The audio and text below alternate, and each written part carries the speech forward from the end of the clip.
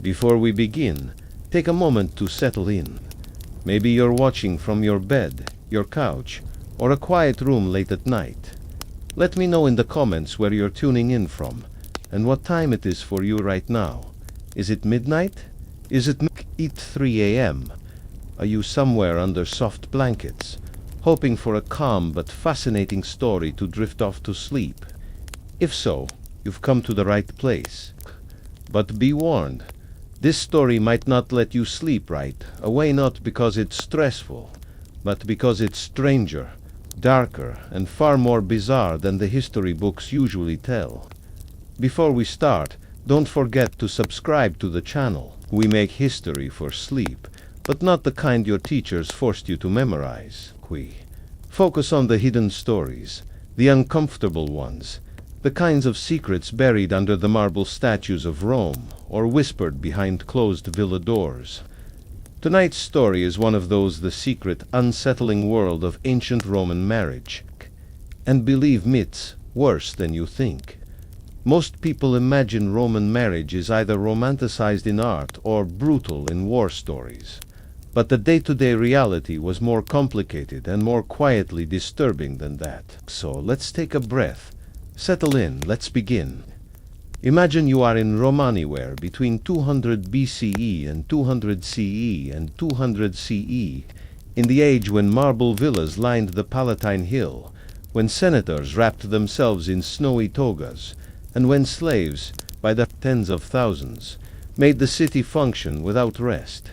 But tonight, in the story we're about to tell, you won't be a senator or a soldier. You'll be something quieter but equally trapped. A Roman bride, or a husband in a cold political arrangement, or a family member watching a wedding unfold, knowing the marriage is a contract of power, not love.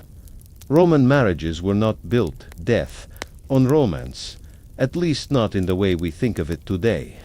They were alliances, arranged from childhood, often finalized before a girl had even reached puberty. They were legally binding contracts of property, bloodlines, and control. But that's not even the worst part. The worst part is how ordinary the cruelty became, how normal it was for a Roman bride to be handed over to her new husband during a public ceremony called the conferriatio, where she would stand silently as a priest sacrificed a cake of spelt bread, breaking it apart while reciting words that tied her womb to the state, her fertility to her family, and her future to someone she barely knew. She would stand there while witnesses, 10 of them, all adult Roman men, watched her become property, smiled politely, and then went home to dinner.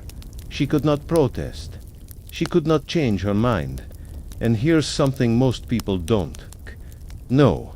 The Romans believed the silence of the bride was a symbol of virtue. If she spoke during the ceremony, even to ask a question, it was considered bad luck for the marriage. Silence meant obedience, and obedience meant a good Roman wife. But what happened after the ceremony was even stranger. In Roman households, a new bride was expected to change her entire identity overnight. Her childhood clothes were burned. Her dolls, if she had any, were offered to household gods as a ritual sacrifice. She was given new clothes, a new hairstyle called the senicrines, and in some cases, even a new name that reflected her husband's family lineage. If she were lucky, she would be accepted into the household with cold respect. If she were unlucky, she would be treated like a political tool, a womb on legs, expected to produce male heirs or risk being sent back to her father in disgrace. And yet, divorce was common in Rome, shockingly common for the time. But not for the reasons you'd think. Romans weren't obsessed with lifelong love. They were obsessed with honor, reputation, and keeping their family alliances flexible. If a marriage no longer served its political purpose, it could be dissolved with just a few words, tuas restibiabeto, take your things and go. No court, no trial, no debate. Just a man dismissing his wife as if he were firing a servant. And the reasons for divorce could be trivial. even laughable to us now. A wife might be dismissed for attending public games without permission, for drinking wine which was taboo for women, or for leaving the house with her hair uncovered. But here's the hook for all their coldness. Roman marriages weren't entirely loveless. There were exceptions, moments of tenderness hidden like cracks in the marble. Letters have survived where Roman husbands wrote to their wives with real affection, calling them carissima or dearest, and worrying about their health. But just as often, the letters reveal something colder. Lines like "send the slave girl with the account books" or "tell her to be more careful with the household expenses." The Roman world blurred the line between marriage, ownership, and state control in a way that's hard to imagine today. And that's just the surface. In this story, we're going to go deeper. We'll talk about the weddings that ended in blood feuds, the punishments for wives accused of adultery, the strange legal loopholes that allowed men to remarry again and again while women's choices vanished. We'll talk about the secret rituals Roman brides performed at midnight, whispering to household gods in the kitchen, begging for fertility or protection from abusive husbands. We'll uncover the bizarre customs, like carrying the bride over the threshold, not for romance, but to trick the household spirits who might curse her if she stumbled. We'll go into the bedrooms of Roman villas, where the marriage bed wasn't always a place of love, but of political duty, and sometimes brutal silence. So, stay with me. This is just the beginning. In the next part, we'll step inside the actual Roman wedding night, a ceremony not of joy, but of ritualized possession, where the bride's belt was untied by the husband as a legal act of control, witnessed by family members in the next room, listening for sounds that would confirm the marriage had been consummated. It's worse than you think, but it's history, and it's time to face it. So let's open the door to something no ordinary history lecture will tell you. The Roman wedding night.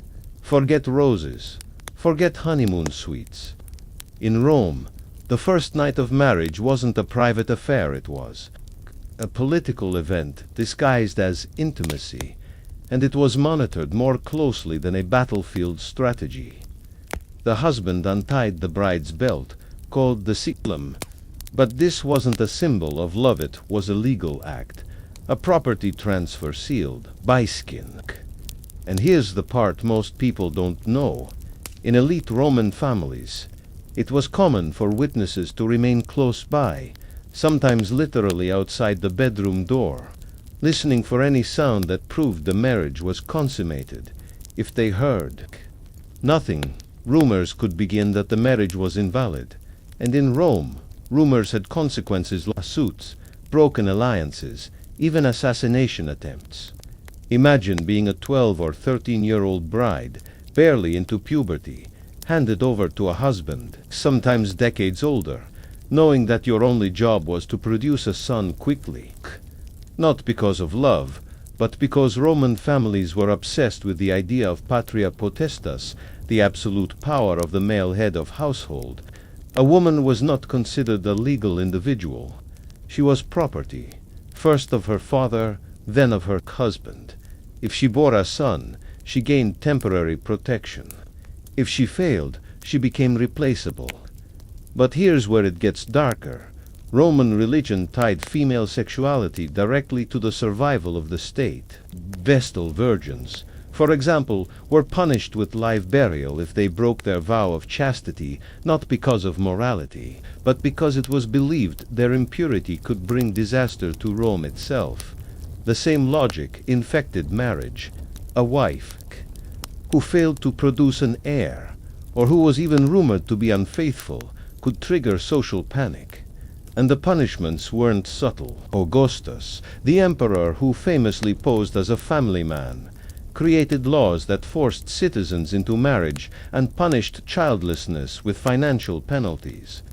Women were legally required to bear children if they wanted access to property or freedom from male guardianship. Imagine that your womb was not just your private burden. It was a state-mandated responsibility. And if you thought ancient Rome was sexually liberal, think again. Yes, there were bacchanals and scandalous poems, but marriage was policed with cold brutality. Husbands had the right to kill their wives if they caught them in adultery, especially if the affair involved a man of lower social status, like an actor or gladiator. But if a wife caught her husband cheating, she was expected to remain silent. Adultery laws were for women only. And here's where the horror twists even deeper. The paterfamilias, the male head of household, had life and death power over everyone in his family, including his wife. If he chose to expose a newborn baby, especially if it was female, that child would be left on a hillside to die. If he decided his wife had dishonored the family, he could divorce her with a few words or arrange for her execution without a legal trial. And yet, Roman marriages continued because they were not about happiness. They were about survival, alliances, and bloodlines. Wealthy families arranged marriages the way we draft legal contracts today, negotiating dowries, land transfers, and future favors in the Senate. The bride's role was to seal the deal with her body. But here's the most disturbing part: Roman society normalized all of this. Young girls were raised to believe that marriage was their destiny and silence was their virtue. They were taught to spin wool, manage slaves, and oversee household accounts while knowing they had no legal power of their own. They couldn't vote. They couldn't plead in court. They could only hope to survive marriage without disgrace. And what happened when things went wrong? When a husband was tired of his wife, he could simply send her back to her father's house with no warning. Roman writers joked about women being married and divorced so many times that they kept their portable wedding couches to save time. There's even a surviving record of a woman married 8 times in 5 years, not because she was scandalous, but because she was a pawn in a never-ending political game. And still, it gets stranger. Some Roman marriages were arranged between close relatives, cousins, uncles, even nieces, because keeping wealth inside the family mattered more than genetic diversity. In some cases, marriage contracts were written before the bride was even born, as part of pre-birth negotiations between elite families. It wasn't unusual for a girl to be promised to a much older man who had known her since she was in the cradle. And when the wedding finally came, the ceremony itself was full of hidden codes. The bride wore a flame-colored veil, not white, but bright orange red to symbolize the hearth fire, tying her body to the household gods. Her shoes were dyed the same color. Her hair was parted into 6 braids, mimicking the style of Vestal virgins, not because of purity but because of superstition. Every detail of the wedding ritual was designed to bind her to the role of household protector and childbearer, while at the same time stripping her of agency. Even the act of carrying the bride over the threshold wasn't romantic. It was done to prevent bad omens, ensuring she didn't trip and bring misfortune. But the symbolism was clear. The husband carried his new property into the house, and once inside, the wife would meet the Lares, the household gods, to perform a secret prayer. She would beg for fertility, for the birth of sons, for safety in childbirth, which in Rome was terrifyingly dangerous. 1 in 4 Roman women died from complications during pregnancy or labor. Yet there was no choice but to try again and again. The pressure was relentless, and the consequences of failure were fatal. Some women resorted to folk magic, wearing amulets, whispering charms, even making offerings of hair or nail clippings to underground deities to protect themselves from infertility or death. Meanwhile, husbands could legally take concubines, visit brothels, and father illegitimate children without social penalty. And still, the wife was expected to smile politely, manage the household, and pretend everything was fine. Roman poets, like Juvenal and Martial, wrote vicious satire about wives, mocking their supposed greed or vanity, but never questioning the system itself. That was the Roman way to turn cruelty into tradition, then call it civilization. But here's a twist you won't expect. Not all Roman marriages were cold or loveless. Some couples genuinely fell in love over time. Letters between Pliny the Younger and his wife Calpurnia show moments of tenderness, with Pliny describing how he missed her when she was away and how he found comfort in her presence. But even these moments existed inside the cage of Roman marriage clause. Love was optional, control was mandatory, and for most Roman women, marriage meant a lifetime of walking a tightrope, produce sons, maintain honor, and never step out of line. But what happened when a woman did rebel? What if she refused to stay silent? In the next part of our story, we'll dive into the dangerous world of Roman wives who broke the rules, the ones who took lovers, who poisoned their husbands, or who tried to escape the system entirely. Some of them paid with their lives. Others changed history. Stay with me. This is where it gets even darker. Let's pull back the curtain on something. Rome preferred to keep quiet the women who rebelled. For centuries, Roman historians like Livy and Tacitus wrote about obedient wives and dutiful mothers. But beneath those marble slabs of propaganda, there's a bloodier, stranger, and far more scandalous truth. Some Roman wives refused to play by the rules, and when they did, the consequences rippled through history in ways that still make us uncomfortable today. Take the case of Fulvia, the wife of Mark Antony. Before she became the most powerful woman in Rome, Fulvia wasn't content to sit by the loom spinning wool. She attended political meetings, rallied armies, and even minted coins with her face on them, an unthinkable act for a Roman woman. But Fulvia's rise came with a price. Her enemies slandered her ruthlessly, painting her as a scheming poisoner, a manipulator who whispered into Antony's ear and dragged him into civil war. Whether it was true or not didn't matter. In Rome, a woman's ambition was always read as corruption, and Fulvia wasn't alone. Poisoning was one of the few weapons Roman wives could secretly wield in a world designed to trap them. In 331 BCE, Rome panicked when hundreds of noble women were accused of mixing deadly herbs into their husbands' food and wine. The official story was mass poisoning, a conspiracy of wives taking revenge against their oppressive husbands. But historians today think something else might have happened. A wave of illness. Maybe food poisoning or plague, misunderstood and blamed on women because people couldn't imagine men simply falling ill without female treachery involved. The idea of the Venefica, the female poisoner, became a Roman obsession. And here's where it gets strange.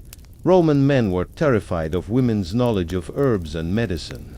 Most healers in Rome were women, skilled in mixing remedies for childbirth, contraception, and sometimes, yes, poison.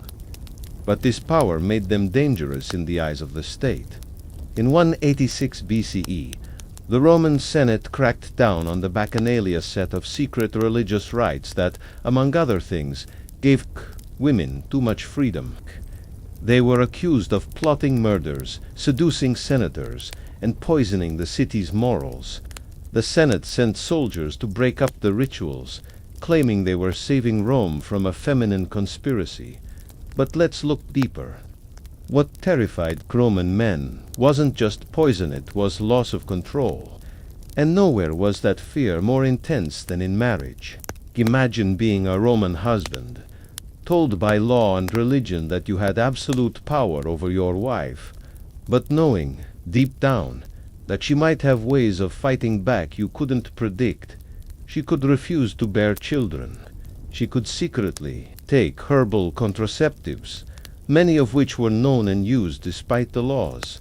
She could spread rumors, manipulate slaves, or in extreme cases, end her husband's life with a single draught of nightshade or hemlock slipped into his wine, and sometimes she could simply vanish. Roman history is full of stories of women escaping abusive marriages by running away, disguising themselves, or hiding in temples where they could claim asylum. But these acts were risky. The penalty for a runaway wife could be death, exile, or forced return to her husband's house with shame that lasted generations. Yet rebellion continued in whispers, in kitchens, in back rooms of Roman villas where women passed knowledge to one another, how to induce a miscarriage, how to manage household finances secretly, how to play the game of appearances while surviving in a system that wanted them silent. And here's something few people realize. Many Roman women took lovers. Adultery wasn't just about passion. Sometimes it was survival. A powerful lover could offer protection from a cruel husband, or a pathway to influence in a political world otherwise closed to women. But if they were caught, the punishment was brutal. Augustus's moral reforms made adultery a public crime. Women found guilty could be banished to tiny islands, stripped of property, and branded with disgrace. Some were forced into exile on barren rocks in the Tyrrhenian Sea, left to die alone with no family, no servants, and no legal recourse. One of the most infamous cases was Julia, Augustus's daughter. Despite her father's strict laws, Julia was accused of multiple affairs, paraded in public disgrace, and sent into exile until she starved to death. It was a warning to all Roman women.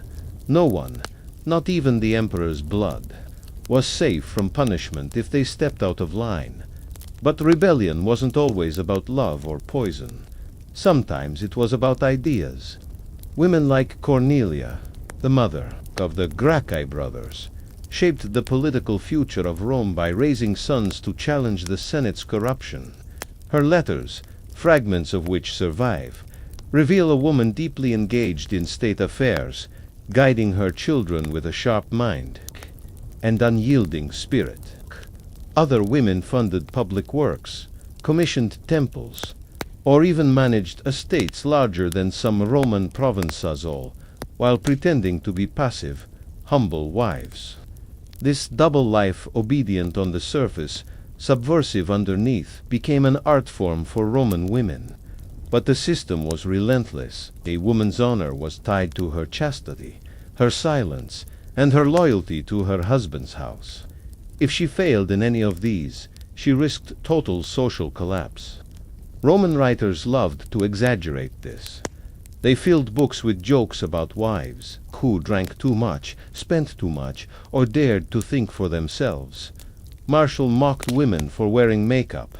Juvenal ranted about wives who read too many Greek books, claiming education made women dangerous. But beneath the satire was fear, the fear that women, if left unchecked, would unravel the careful fabric of Roman control. And maybe they were right to fear it. Over time, some women did gain power not through rebellion, but through the very system that tried to trap them. Wealthy widows, for example, held enormous influence. Once their husbands died, they became independent managers of their estates, able to lend money, control property, and sponsor public events.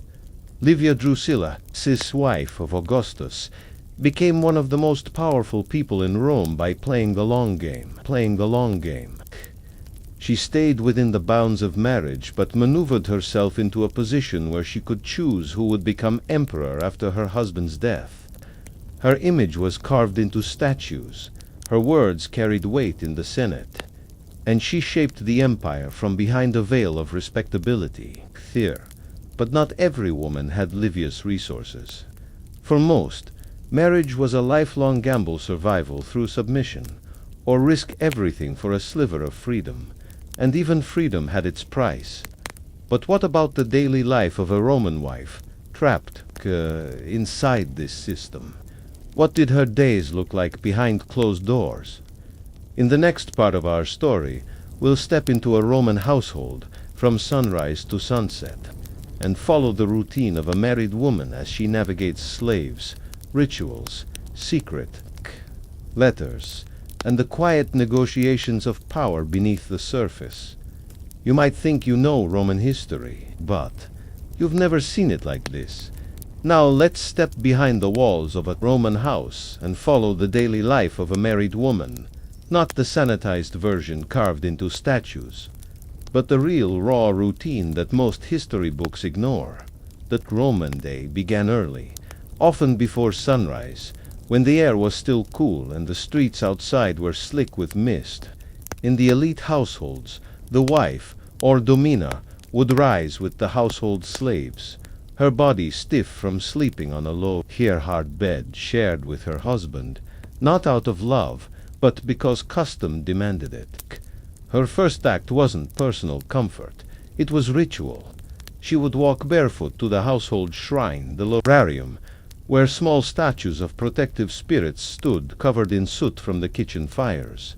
There, with whispered prayers and perhaps a sprinkle of wine or grain, she would beg for safety not for herself, but for the house, the husband, and the family line. If she had sons, she would pray they lived. If she had daughters, she might secretly pray they didn't, because in Rome, a daughter meant another dowry, another future marriage contract, another pawn in the game. After the prayers, the real work began. Roman wives didn't lounge in silk robes all day. They managed complex households like CEOs of domestic empires. Imagine overseeing dozens of slaves, each with different tasks, some grinding grain, some weaving wool, some tending garden, others preparing food in dark, smoky kitchens. The wife supervised them all, knowing that any mistake could reflect poorly on her husband's reputation. If the bread was too coarse, if the tunics were poorly woven, if the accounts didn't add up, it wasn't the slaves who were punished. It was the domina who bore the shame. She kept detailed ledgers, managed finances, arranged feasts, and coordinated the household calendar with religious festivals. But there was another layer to this control. She had to watch for betrayal. Slaves might gossip, steal, or even poison food if they were mistreated. So the Roman wife lived with constant anxiety, balancing kindness with authority, never knowing who might be plotting against her beneath the surface smiles. And then there were the social obligations. By mid-morning, if her husband was a senator or magistrate, he would leave for the forum, wrapped in his stiff toga, while she remained behind to receive visitors, other women from elite families, each one spinning webs of alliances and rumors over cups of watered wine. Conversations weren't small talk. They were battles fought with compliments, veiled insults, and subtle threats. A wrong word could lead to social disgrace. A clever alliance could bring wealth or political favors. But always there was danger in speaking too much. Roman women were expected to be modest, discreet, and above all, silent in public affairs. Yet behind closed doors, they whispered about everything: affairs, marriages, betrayals, and plans for the future. Gossip was power, and in a society where legal power was denied to women, social manipulation became their secret weapon. After the guests left, the wife would oversee the midday meal, not a lavish banquet, but a practical lunch, often bread, cheese, olives, and leftovers from the night before. She would taste the food carefully, not just for flavor but for safety. Poisoning, was a real fear, especially in powerful families. Some wives kept personal tasters, usually trusted slaves who sampled each dish first. Imagine living with that level of constant suspicion, where every bite could be a risk. And then came the correspondence. Roman wives often managed letters, both personal and political, written on wax tablets or parchment. They dictated responses to literate slaves, sometimes secretly encoding messages between the lines. There are surviving examples of women negotiating marriages for their children, managing estates, and even intervening in legal matters, all through letters, because public speaking in the forum was forbidden to them. Literacy among elite Roman women was surprisingly high, but it was a dangerous skill. A woman who wrote too much, read too many books, or quoted philosophers was often labeled unnatural, threatening the fragile male ego of Roman patriarchy. Writers like Juvenal mocked educated women as shrews who emasculated their husbands. But the truth was simpler. Literate wives were powerful, and that power terrified men. In the afternoon, the wife might supervise textile production. Wool working wasn't just tradition.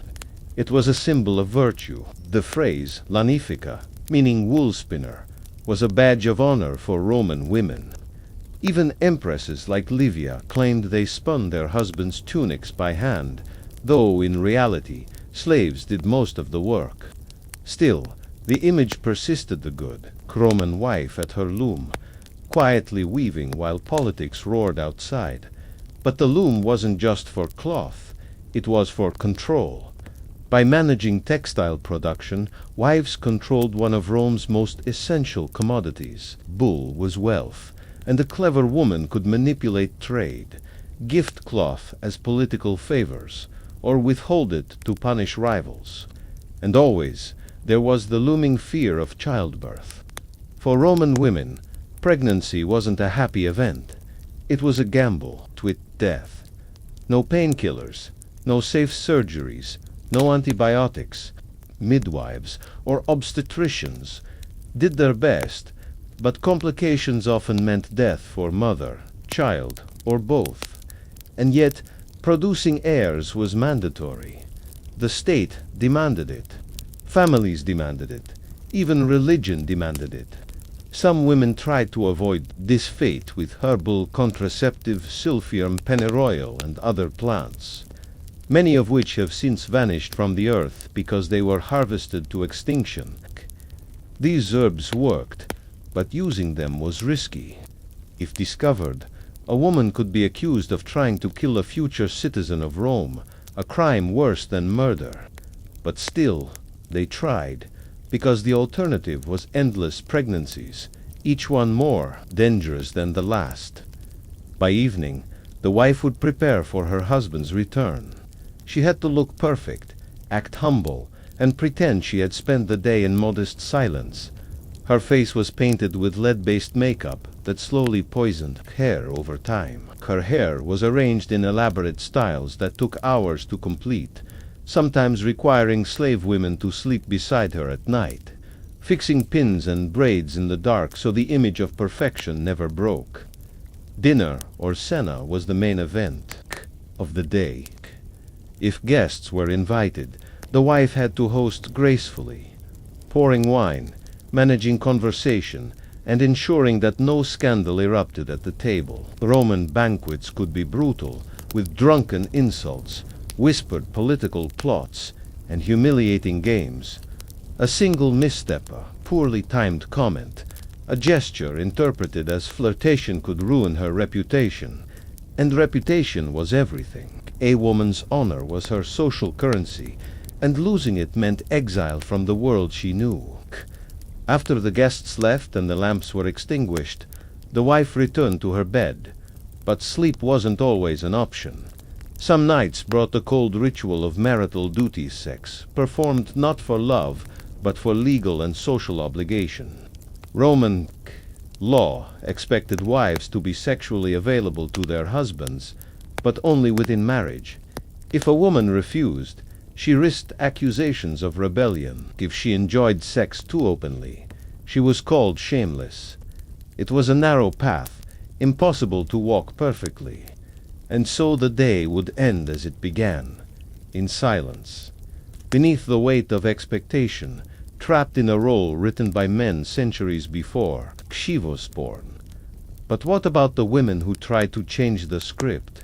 In the next part, we'll follow the stories of Roman wives who stepped outside the traditional pathos, who founded religious cults, became philosophers, or used their marriages to control emperors from the shadows. These are the women history tried to forget, but tonight we'll remember them. Now let's shift the lens to the Roman wives who refused to stay in the shadows, not by poisoning, not by running away, but by transforming their roles into something dangerous, something powerful, something that made Roman men tremble behind their marble columns. These women weren't passive victims. They were operators, manipulators, and in some cases, shadow rulers of the empire itself. History tried to erase them, but their fingerprints are still there, etched into the cracks of Roman power. Take Agrippina, the younger, mother of Nero, wife of Emperor Claudius, and one of the most notorious figures in Roman history. But Agrippina didn't start as a villain. She started as a survivor. Orphaned young, married off at 13 to a much older man, she learned quickly that Roman marriage was a game of control. When her first husband died, likely poisoned, Agrippina didn't fade into the background. She married again and again, each time climbing the social ladder, each time becoming more politically savvy. By the time she married her uncle, the Emperor Claudius, a move that shocked even jaded Romans. She was playing chess in a world where most women were barely allowed to hold the pieces. Agrippina didn't just sit beside Claudius at banquets. She advised him on legal matters, influenced Senate appointments, and positioned her son Nero as the next emperor. She minted coins with her face on them, standing equal to Claudius, a move so bold it sent ripples of fear through the political elite. But power in Rome came with a price. Whispers of poison followed her everywhere. When Claudius conveniently died after eating a suspicious plate of mushrooms, many suspected that Agrippina had orchestrated it. And when Nero became emperor, Agrippina at first ruled through him, controlling his decisions from behind the scenes. But sons don't always like their mothers pulling the strings. Nero eventually had her killed, setting a precedent for Rome's long history of deadly family politics. But Agrippina wasn't the only woman who bent marriage to her will. Let's talk about Faustina the Younger, wife of Marcus Aurelius. While history paints Marcus as the philosopher king, meditating calmly in his tent, Faustina was managing an empire from behind the curtain. She accompanied Marcus on military campaigns, negotiated with generals, and was rumored to have personally financed legions to defend Rome.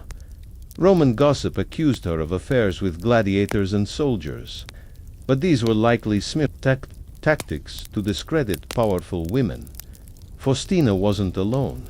Women like Platina, wife of Emperor Trajan, quietly steered imperial policy.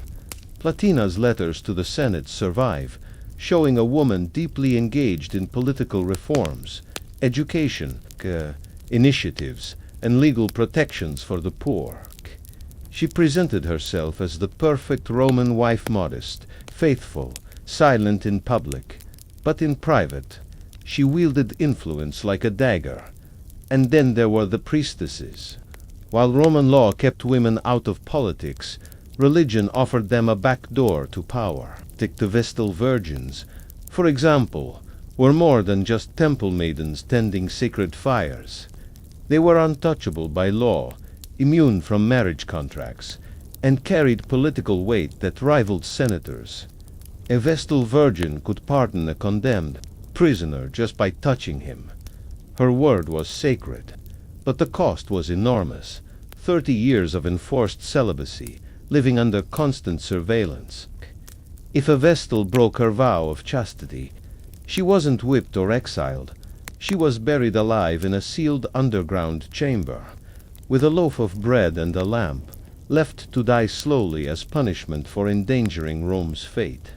Yet some women still chose religious roles over marriage, preferring a life of ritual power to the traps of domestic slavery. Others created new religious movements entirely. Cults dedicated to goddesses like Isis became popular among Roman women, offering secret rituals, female-led ceremonies, and spiritual authority outside the male-dominated temples of Jupiter and Mars. These gatherings terrified Roman officials, who feared they were breeding grounds for rebellion, and sometimes they were. Religious gatherings became places where women could share forbidden knowledge, herbal medicine, contraceptive techniques, and secret chants passed from mother to daughter. So BST, supposedly the domain of men, wasn't safe from female infiltration. Women like Hypatia in Alexandria, though she lived slightly later, became symbols of intellectual defiance, teaching mathematics, astronomy, and ethics in public forums. Roman women read Epicurus, discussed Stoicism, and debated ethics in private salons, far from the gaze of the Senate. Men hated this. Writers like Seneca mocked women who dared to philosophize, claiming they were unnatural, monstrous even, for stepping outside their roles. But the truth is simpler. Women used every tool available, marriage, religion, intellect, to carve out spaces of influence in a system designed to silence them. And sometimes they changed history because of it. Consider the strange case of Sempronia, a noblewoman involved in the Catiline conspiracy, one of Rome's most infamous political plots. Cicero accused her of plotting revolution, seducing allies, and writing poison letters to senators. Was she guilty? Maybe. But the fact remains Sempronia was literate, educated, and fearless in a time when Roman women were supposed to be mute and meek. Her involvement in political rebellion shattered the illusion of passive femininity. Yet for every Sempronia, there were thousands of silent wives, trapped in the machinery of marriage, doing what they could to survive. Some turned to magicia's real magic, or at least the kind believed in by Romans. Women tied knots in strings, while whispering curses, buried wax figures of rivals in graves, or smeared protective amulets on doorposts. Love spells were common, sometimes carved into lead tablets and thrown into sacred springs, begging the gods to bend a husband's heart back toward home. These weren't silly superstitions. They were acts of desperation in a world where women had no legal recourse. And yet, some succeeded not through rebellion, but through mastery of the system itself. They played the roles assigned to them so perfectly that they gained real power from it. They became the confidants of emperors, the managers of estates, and the educators of future rulers. They knew when to stay silent and when to whisper a single sentence that could topple a dynasty. But for most Roman women, marriage remained a prison, a gilded one. Perhaps filled with jewelry and feasts, but a prison nonetheless. Their lives were negotiated away before they were born, their bodies traded for political gain, their voices silenced in public, even as they plotted quietly in private. And here's the question that lingers. Did they think of it as unfair, or did they simply see it as the natural order of things? Roman culture trained women from birth to accept their fate, but some of them must have dreamed of more. In the next part of our story, we'll go even deeper into the private letters and inscriptions left behind, not by emperors or senators, but by ordinary Roman women. We'll read their hopes, fears, prayers, and curses. We'll see the world, not through marble statues or dusty scrolls, but through the real voices of women trapped in the machinery of Roman marriage. Stay with me. This is where the story becomes even more intimate. Now let's step away from the marble palaces, away from the scheming empresses and the poison whispers of the elite, and turn instead to the voices of ordinary Roman women, ones history rarely bothers to quote. You won't find their names in grand Senate records or chiseled into triumphal arches. You'll find them scratched into walls, written on lead tablets, inscribed on tombstones, or buried in letters sent. Two absent husbands, and never meant for public eyes. These are the real echoes of Roman marriage, raw, sometimes heartbreaking, sometimes shockingly mundane, but always honest. Take the graffiti of Pompeii, a city frozen in time by volcanic ash. On the crumbling walls of its homes, Women wrote it things no historian could have scripted. I am bored with marriage. Another scribbled line reads, Husband, may you rot in the underworld. These weren't official inscriptions. They were spontaneous, whispered protests against a life that trapped them behind closed doors, where even their thoughts were supposed to be stitched tightly to silence. In another corner of Pompeii, a woman named Vitalis carved a simple wish, May my husband love me forever and not take another wife. The fear is there in every line, not of war or famine, but of abandonment. Roman men could leave their wives at will, trade them for younger brides, dismiss them like servants. For a Roman woman, marriage wasn't just about love or duty, it was about survival. Being cast out meant disgrace, poverty, and sometimes death. And yet, women still dreamed of affection, of loyalty, of something softer than the cold mechanics of Roman law. Letters from Roman Egypt, preserved on fragile papyrus, reveal similar stories. A wife named Thermothian writes to her husband, begging him to send money for food, worrying about their children, but also slipping in lines of quiet affection, telling him she misses him. Another woman, named Isidora, writes a frustrated note to her spouse. You promised to come back from Alexandria by now. Do you love me, or do you not? It's a question that could have been written yesterday, but it comes from 2,000 years ago. These letters weren't meant for history books.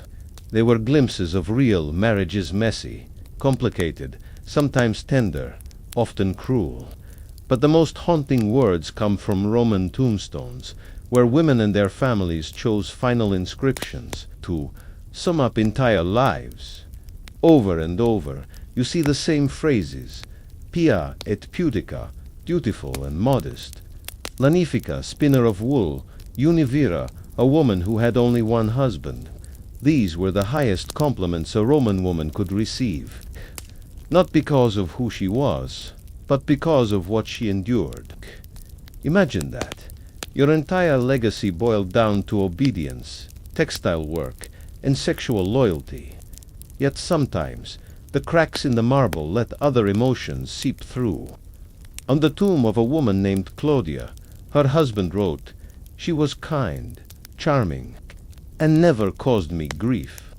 It's a strangely defensive line, as if grief itself would have been a crime for a Roman wife.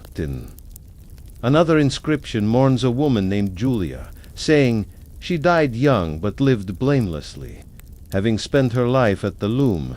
There's no mention of her passions, her laughter, her private joys, only that she worked and obeyed.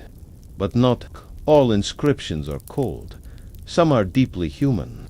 One husband wrote on his wife's tomb, Without you, life is a prison.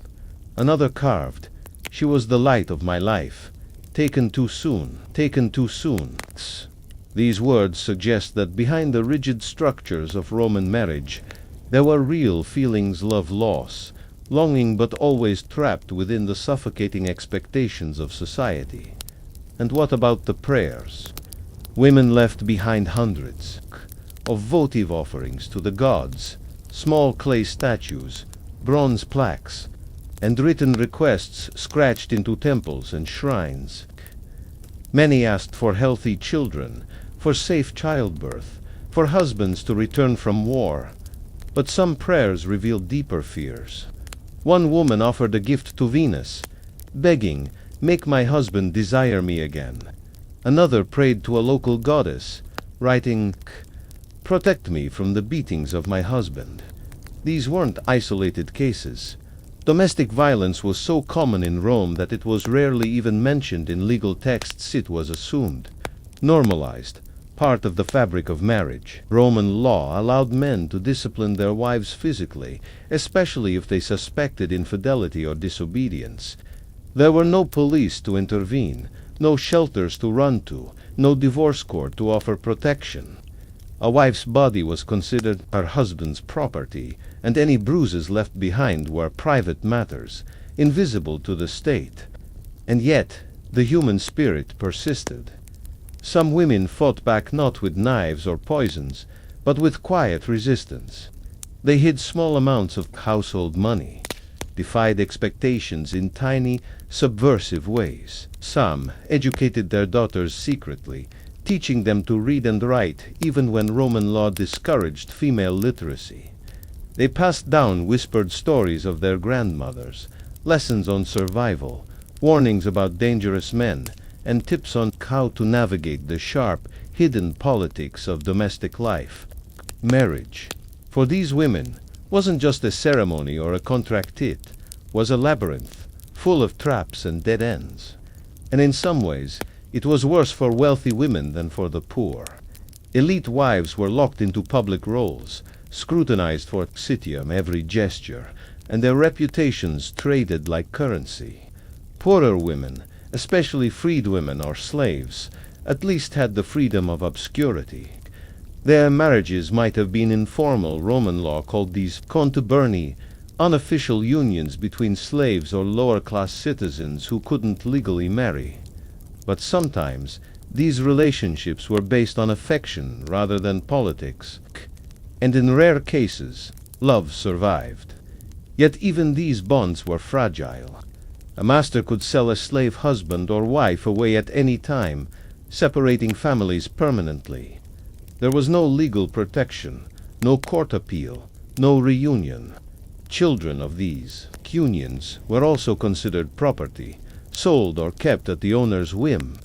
Still, these families existed, loved, and grieved. In the darker corners of Rome, beneath the grand villas and Senate debates, real people carved out moments of connection where they could. But what about sex? Roman marriage wasn't about romance, but it was about control of sexuality. A wife's body was strictly regulated. Yet Roman men wrote endlessly about their affairs, boasting of mistresses, concubines, and visits to brothels. Poets like Ovid gave detailed instructions on seduction, while moralists like Cato lectured women on chastity. It was a double standard so blatant it barely pretended to hide. A woman caught cheating faced exile or death. A man caught cheating faced a knowing wink and a shrug. But some women pushed back.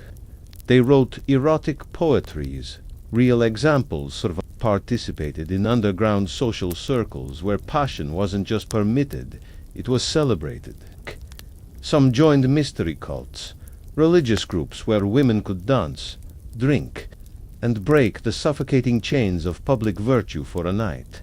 These glimpses into female pleasure, hidden in the shadows of Roman life, show us something crucial. Women weren't passive victims of history. They dreamed, desired, and defied. They left behind more than wool and obedience. They left words, carved into walls, written on papyrus, whispered into the ears of their daughters. In the next part of our story, we'll follow the thread of those whispers into the dark corners of Roman religion, magic, and the secret societies where women found power. Not through marriage, but through mystery. Because sometimes the only escape from a world built by men was to create an entirely different one in the shadows. Let's step now into the secret spaces of Roman life, places where women, trapped by marriage contracts and social expectations, found other ways to carve out meaning, power, and rebellion. Roman religion wasn't just about Jupiter and Mars, or stiff rituals performed in marble temples under the watchful eyes of senators. It had another side, a quieter, darker undercurrent, where women whispered to gods the state preferred to ignore. This is where the mystery cults come in, private religious groups, often secretive, sometimes illegal, and always fascinating. These cults offered Roman women something marriage never could, an identity beyond wife and mother. Take the cult of Isis, for example. Imported from Egypt, the worship of Isis spread rapidly through the Roman Empire, attracting women of all classes. Isis wasn't just a goddess of fertility. She was a symbol of resurrection, of secret knowledge, of divine femininity. Her rituals included midnight processions by torchlight, chants in strange tongues, and ceremonies that promised rebirth and personal transformation. For a Roman wife locked into a loveless marriage, joining the cult of Isis meant stepping into an alternate world, a place where she wasn't just someone's property but part of a sacred sisterhood. And it terrified the Roman state. The Senate tried to ban the cult multiple times, tearing down shrines, punishing participants. Why? Because it was too liberating. Women had roles in the rituals, sometimes leading them. They wore special garments, anointed one another with sacred oils, and learned chants passed down through generations of priestesses. These weren't the cold, mechanical prayers of Roman state religion. They were emotional, ecstatic, and dangerously personal. And Isis wasn't the only goddess offering escape. Cult of Cybele, or Magna Mater, the Great Mother, took things even further. Her followers held frenzied festivals where social roles dissolved completely. Men dressed as women, women danced freely in the streets, and the normal rules of Roman marriage melted away for a few wild days. Some women became priestesses of Cybele, called Gala, who lived outside traditional gender roles, sometimes taking vows of celibacy, sometimes performing ritual dances that shocked conservative Roman society. But Cybele was dangerous in other ways. To her, cult was associated with blood rituals, including self-flagellation and, in some cases, ritual castration of male priests. Roman officials tolerated Cybele because they feared her power, but they kept her ceremonies at arm's length, embarrassed by their intensity. For women, though, these rituals were a chance to experience something beyond the dull grind of domestic life, a brush with the divine that belonged to them alone. And then there were the household rituals, quieter but just as significant. Roman women maintained the hearth, tending the flames of Vesta even if they weren't Vestal virgins. Each morning they offered small sacrifices to the Lares and Penates, the household gods who protected the family. These rituals weren't performed by priests but by the Domina herself, giving her a role as spiritual guardian of the home. In a society where women couldn't vote or hold office, this private religious authority mattered. It gave women a space, to speak sacred words, to negotiate with the divine without male supervision. But sometimes these rituals slipped into a gray area between religion and rebellion. Roman women carried amulets, wore charms to protect against the evil eye, and whispered incantations in secret. Love spells were common, often written on lead tablets and buried in graves or thrown into wells. Some spells begged the gods to bind a husband's heart to make him faithful.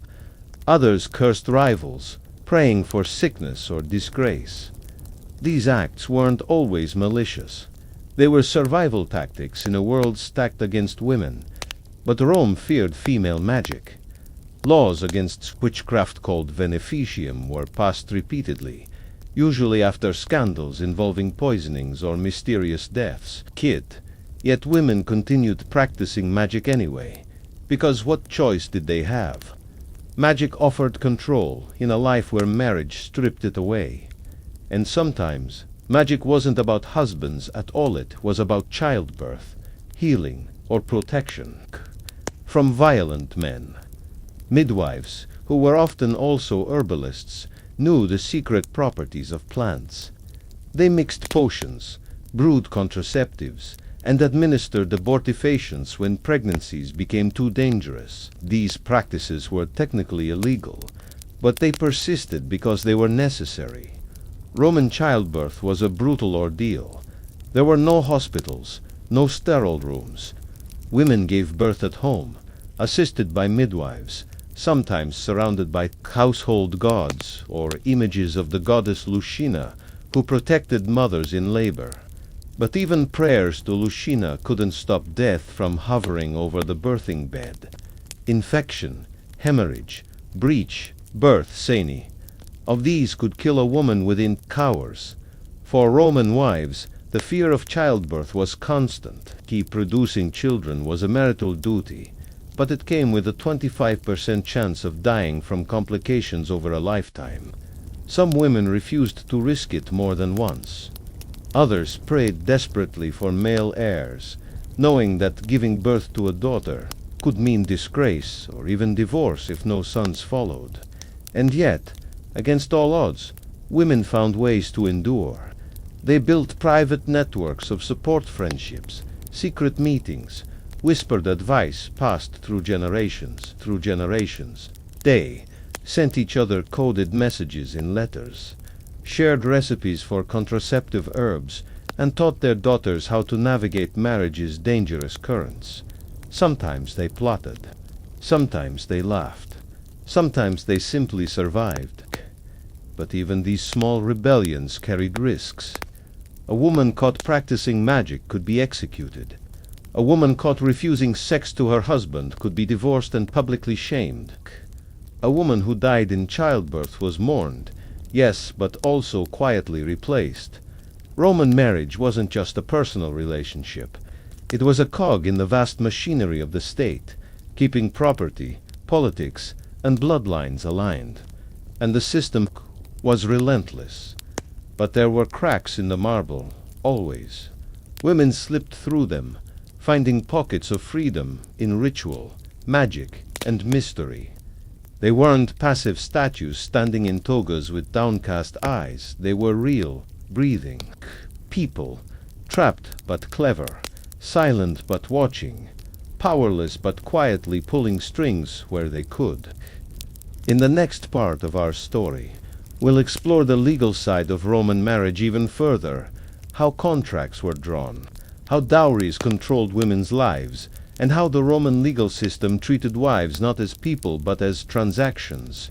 You'll see marriage not as a romantic union, but as a ruthless business deal where love was optional, but obedience was mandatory. Stay with me because the deeper we go, the stranger and darker it gets.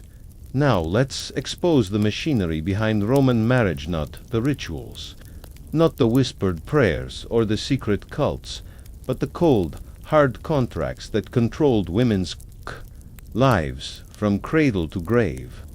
Marriage in ancient Rome wasn't primarily about love or companionship. It was about property, bloodlines, and legal status. And at the heart of every marriage was a transaction, the dowry. When a Roman woman married, her family was required to provide a dowry, often a massive sum of money, land, slaves, or valuable goods. This wasn't a gift. It was a bribe to the husband's family, a way of ensuring the wife would be maintained properly, more accurately, a way to buy her a position in a household that otherwise had no obligation to take her in.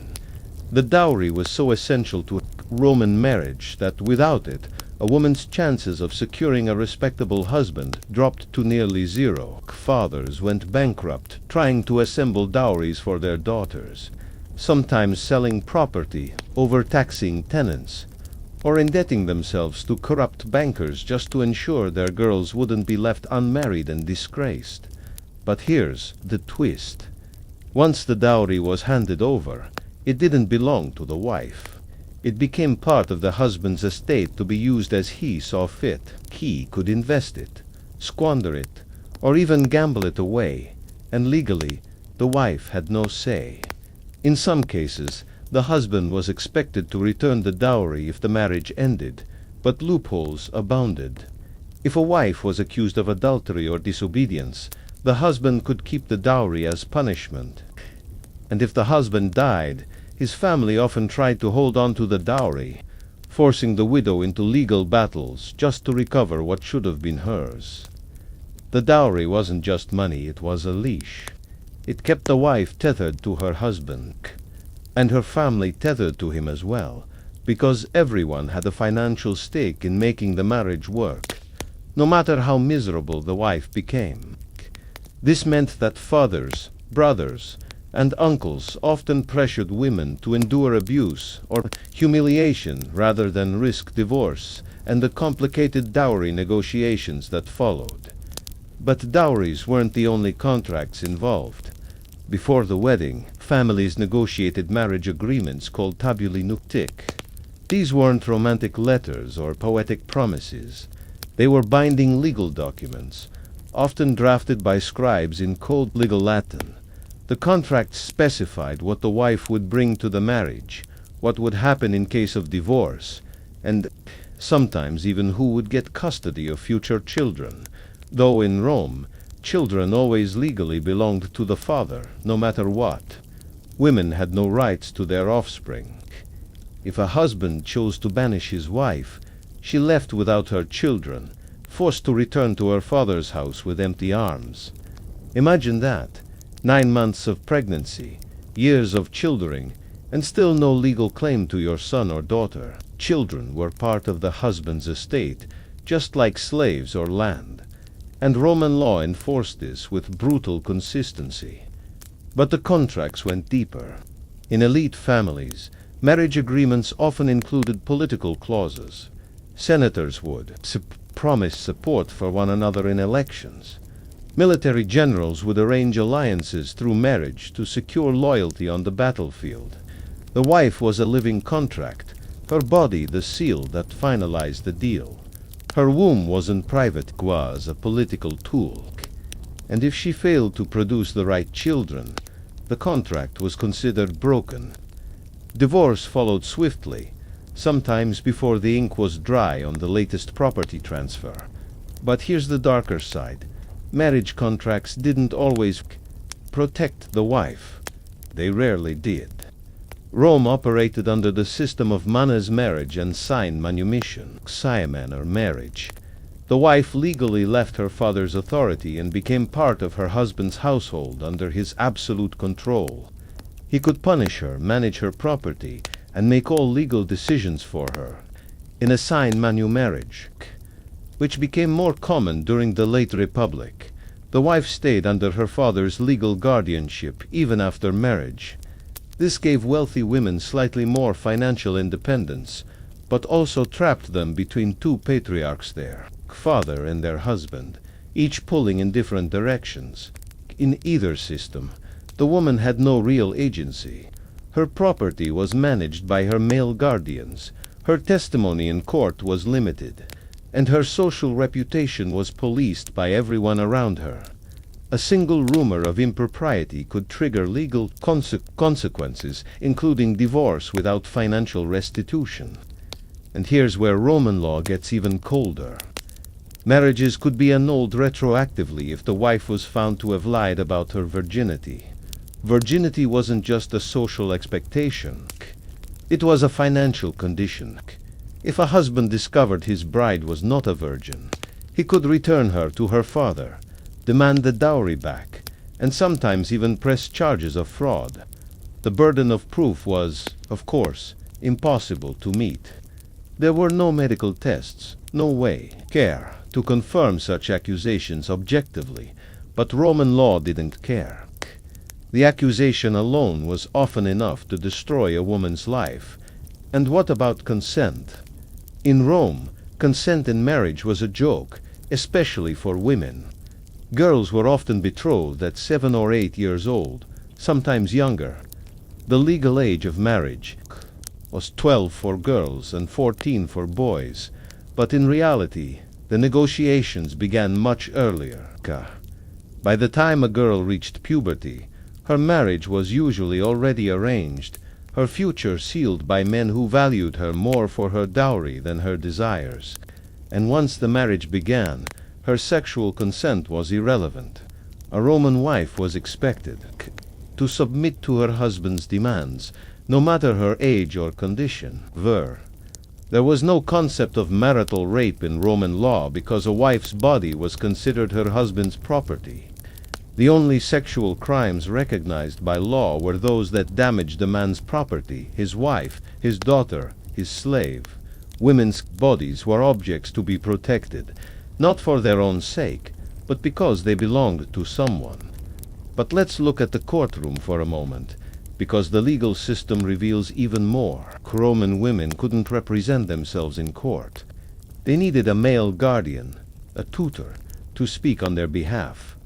Even wealthy, educated women were legally voiceless unless a man agreed to advocate for them.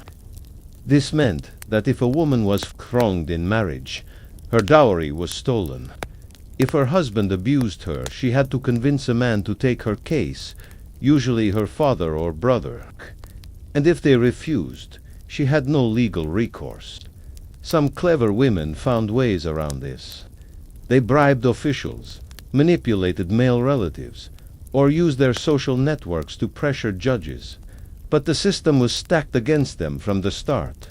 Even wills reflected this imbalance. Roman fathers wrote detailed testaments dictating their daughters' futures, sometimes including clauses that forced widowed daughters to remarry or forbade them from marrying specific men. Women were trapped not just by husbands, but by dead fathers reaching out from beyond the grave. And yet, for all this legal control, women still found cracks in the system.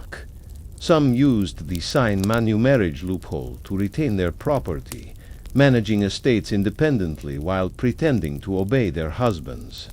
Others built alliances with other women, forming informal legal networks to protect one another. Wealthy widows, in particular, held surprising power. Once a husband died, a widow could sometimes operate without a male guardian, lending money, running businesses, and even influencing Senate decisions through patronage. But for most women, marriage was a lifelong legal trapa contract signed, sif, not in ink but in blood and silence. And the law was relentless. It didn't care about love. It didn't care about happiness. It cared about order, property, and the reproduction of Roman citizens. And in this cold machinery, women were gears to be turned, oiled with dowries and replaced when worn out. In the next part of our story, we'll step into the world of Roman weddings again, but this time, we'll attend the ceremonies of different social classes. From the lavish feasts of senators to the Bacchae unions of slaves, you'll see how marriage operated across the Roman Empire, and why no one, rich or poor, ever really escaped the trap. Let's shift our focus now from the cold legal contracts of Roman marriage to the ceremonies themselves, not just the marriages of senators and emperors, but the weddings of ordinary citizens, freed slaves, artisans, and farmers. In Rome, marriage was a social ritual that touched every class, but it looked vastly different depending on your position in the brutal Roman hierarchy. Start with the elite. If you were the daughter of a senator or a patrician, your wedding wasn't a private affair, it was a public spectacle. The preparations began months in advance. A bride-to-be might be as young as 12 or 13, dressed up in layers of symbolism she barely understood. Her hair was parted into 6 braids with the tip of a spear, not because it looked beautiful, but because it tied her to the military fate of Rome. Her marriage was a campaign, a conquest, a strategy for alliance building, and she was the living prize. Her veil was flame-colored. The flammeum dyed with saffron to symbolize the hearth fire she would tend in her husband's home. Her shoes were the same color, dyed with madderut, matching the torchlight processions that carried her from her father's house to her husband's door. On the day of the wedding, the bride stood before a crowd while a priest performed the ancient rite of conferratio, the most sacred and binding form of Roman marriage for the highest classes. The ritual involved sharing a svelte cake, dry, unleavened bread, not eaten for pleasure but to bind the couple together before the gods. 10 witnesses, all Roman citizens, stood around to ensure every word was spoken correctly, every gesture performed without error.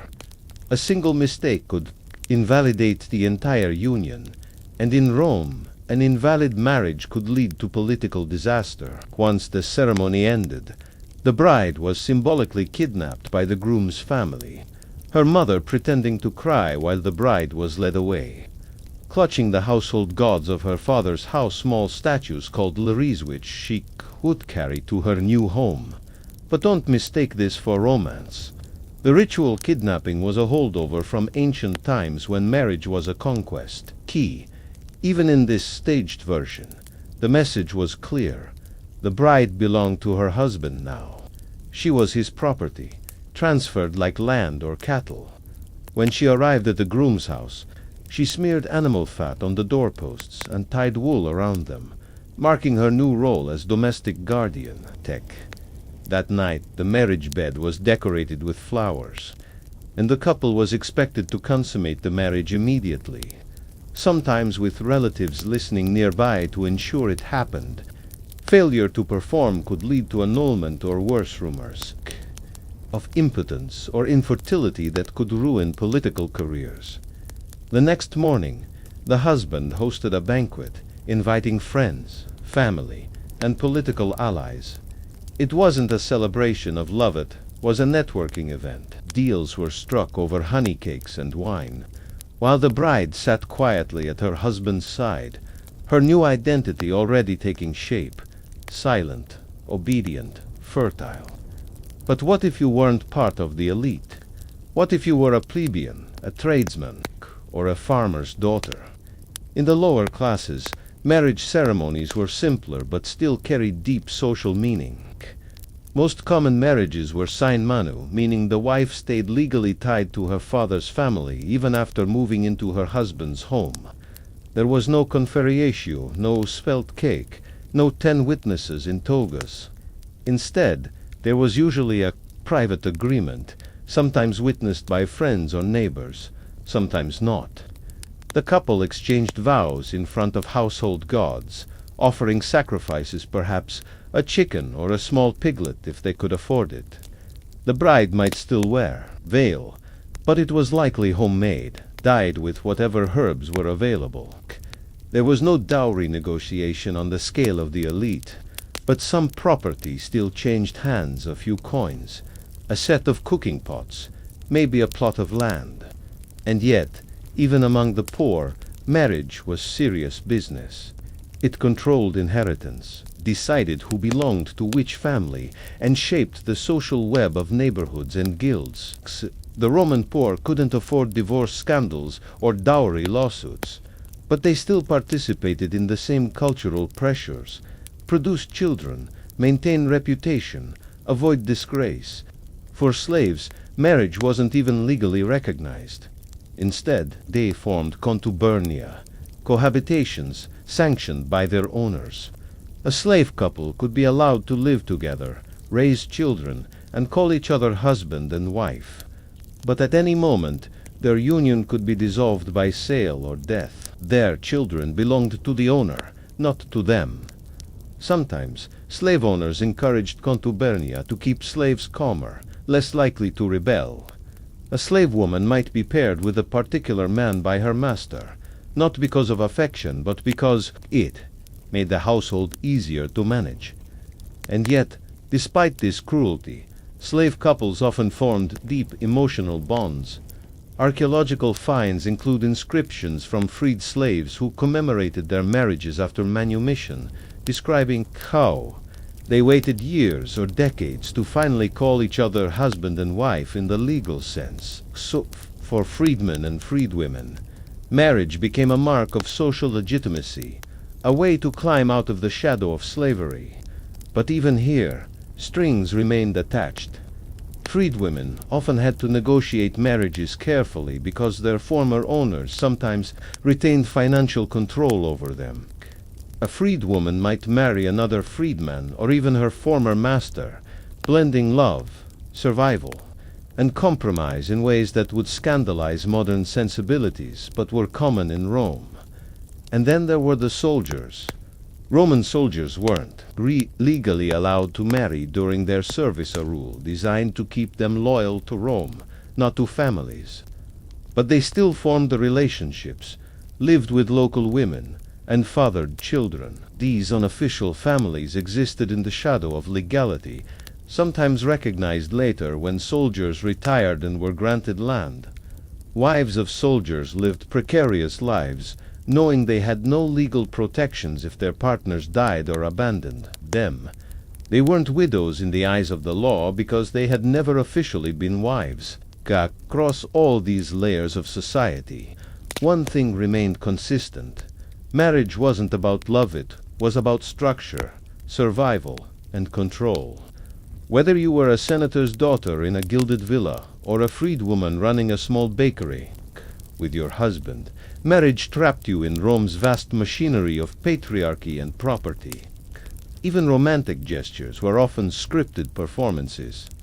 A husband giving his wife jewelry wasn't necessarily expressing love. He was signaling status to his peers. A wife weaving a tunic for her husband wasn't just being sweet. She was fulfilling a social expectation of modesty and domestic virtue. Love might exist in private moments, but it was always under surveillance, always secondary to duty.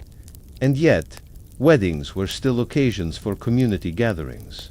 In small towns and villages, neighbors came together to feast, dance, and drink, momentarily forgetting the legal constraints while celebrating new unions. Songs were sung, sometimes bawdy, sometimes tender. Jokes were made about the bride's future, many of them cruel by modern standards, mocking her loss of virginity or the pain of childbirth to come. The Roman world didn't hide the hardships of marriage. It laughed at them, normalized them, and made them part of the cultural fabric. But beneath the laughter, real people lived real lives, women who hoped their husbands would be kind, men who feared political fallout from failed unions, children born into systems they didn't choose. In the next part of our story, we'll delve into the aftermath of Roman marriage. What happened when things went wrong? When marriages collapsed, when infidelity, infertility, or political betrayal shattered the fragile social contract. Because in Rome, marriage wasn't just the beginning of a partnership, was often the beginning of a long, painful negotiation with fate itself. Now let's examine the part of Roman marriage that no wedding song mentioned: collapse, the betrayals, and the brutal aftermath when marriages went wrong. Because in Rome, divorce wasn't rare. It was common, scandalous, and sometimes so frequent that wealthy women were mocked for counting husbands the way others counted birthdays. The Roman poet Martial famously joked about a woman who had 8 husbands in 5 years. But this wasn't always about love lost, it was about politics, survival, and a system that treated marriage like a business contract with flexible terms. In the early Republic, divorce was rare and carried social shame. But by the time of the late Republic and the Empire, divorce had become a tool, a political maneuver, a family strategy, or simply a way to get out of a union that no longer served its purpose. And here's where it gets strange. Roman divorce didn't require a trial, a judge, or even a public explanation. All it took was a few simple words: tuas res tibia beto. Take your things and go. That was it. The husband could dismiss his wife with a phrase, send her back to her father's house, and the marriage was over. If the wife's family was powerful, the husband might tread carefully. But if the wife came from a lesser background, she could be cast aside with no warning, no legal protection, no recourse. Her dowry might be returned, or it might not, depending on the circumstances, depending on who controlled the lawyers. For elite women, divorce could be a revolving door. Marriages were alliances, and when political fortunes changed, so did marital bonds. Julius Caesar famously divorced his wife Pompey after a scandal during the festival of Bonadi, even though there was no proof she had done anything wrong. His justification: Caesar's wife must be above suspicion. Reputation was everything, and in Rome a hint of scandal was enough to end a marriage overnight. Women weren't passive in this process either. By the late Republic, Roman women gained the legal right to initiate divorce, but the consequences were harsh. A woman who divorced her husband risked public shaming, rumors of adultery, and financial ruin. Her father's family might refuse to take her back, leaving her in social limbo. And if she had children, they stayed with the father, no questions asked. Roman custody laws were cruelly simple. Children belonged to the paternal line. A mother had no legal claim, no visitation rights, and no influence over their upbringing. After divorce, she might never see her children again. But sometimes, women took the risk anyway, escaping abusive or unbearable marriages by filing for divorce and retreating into widowhood or single life if they could afford it. Wealthy widows, ironically, often had more freedom than married women. Once a husband died, a widow could control her property, manage estates, and sometimes even live independently without a male guardian, provided she didn't remarry and risk falling back into another man's legal control. But not every divorce was about scandal or abuse. Sometimes it was about fertility. In Rome, the inability to produce male heirs was a disaster, and when a marriage failed to result in children, divorce became a social necessity. The law under Augustus made it worse. His lex papia punished childless couples, encouraging citizens to marry and reproduce or face financial penalties. A man over 60 or a woman over 50 could not marry and gain certain legal advantages. Widows and widowers had to remarry within a set time, or they risked losing inheritance rights. Beer. The state inserted itself directly into the bedroom, treating citizens like breeding stock to fill the legions and populate the provinces. If a wife failed to bear children, her husband had every incentive to discard her and find another. Some men even married and divorced repeatedly, hunting for a fertile wife as if she were livestock.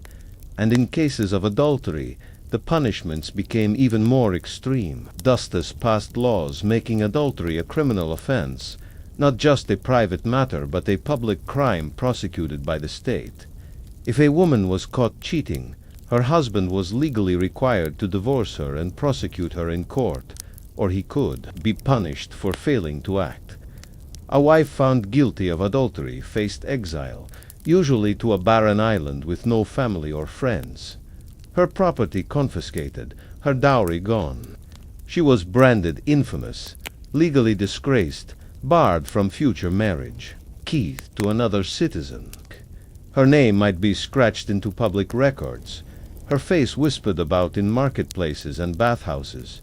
Men, however, faced no such penalties. Adultery laws targeted women exclusively, reinforcing the idea that a wife's body was state property, part of Rome's careful control of lineage and inheritance.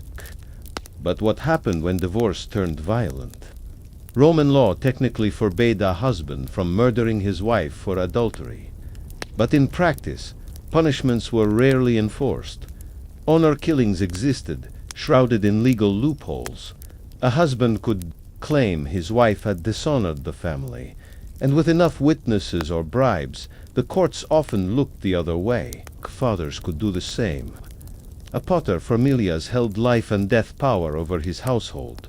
If he believed his daughter had brought shame, he could order her execution without trial, especially if caught in the act of adultery. Roman historians mention cases where fathers killed their daughters on the spot, claiming virtue and law demanded it. And yet, for all these brutal consequences, marriage breakdown was an ordinary part of Roman life.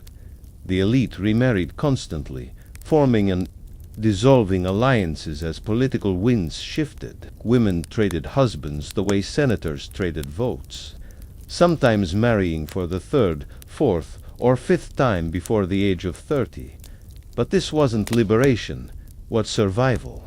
Each marriage represented a new chapter of negotiation, another attempt to secure social standing, wealth, or safety.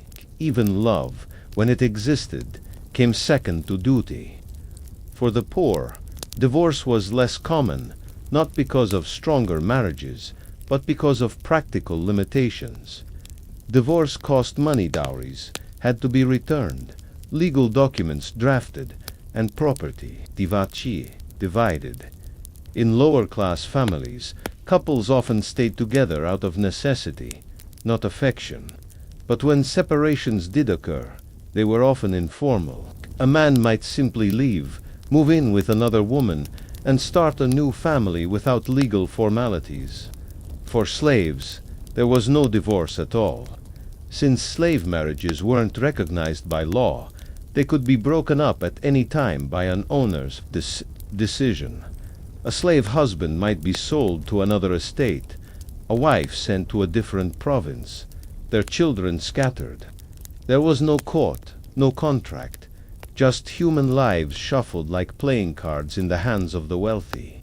But sometimes, even the system failed to suppress personal rebellion. Women found ways to protect themselves. Some wrote prenuptial agreements, insisting on clauses that safeguarded their dowries. Others built networks of female allies, whispering warnings about dangerous men, arranging secret aid for abused wives, or helping friends navigate the tangled mess of divorce law. There are surviving letters where women advise one another on how to survive separation, how to hide assets, and how to play the game while appearing virtuous. Because in Rome, appearances were everything. A woman had to be seen as modest, obedient, and pure, even while navigating the brutal reality of marital politics. Failure to perform the role meant social death, sometimes literal death. But success meant a different kind of trap, a life spent smiling through pain, weaving tunics while husbands plotted alliances in smoky backrooms. And yet, life went on. Weddings happened. Divorces followed. Remarriages repeated. Children were born into this system, trained to repeat it. Rome survived on the backs of these marriages, not because they were happy, but because they were useful. In the next part of our story, we'll go deeper into the role of motherhood in Rome, exploring how women were expected to sacrifice their health, their happiness, and sometimes their lives in the endless quest to produce heirs for the empire. Because for Roman women, marriage didn't end at the altar, it ended in the birthing room, or the grave. Now let's step into the next chapter of Roman marriage, the part where the wedding ended. But the real burden began. For Roman wives, marriage wasn't just about managing a household or surviving social obligations.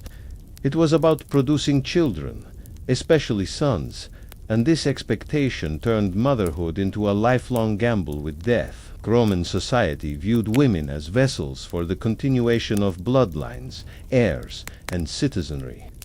The law didn't care about love, about personal desire, or the trauma of childbirth.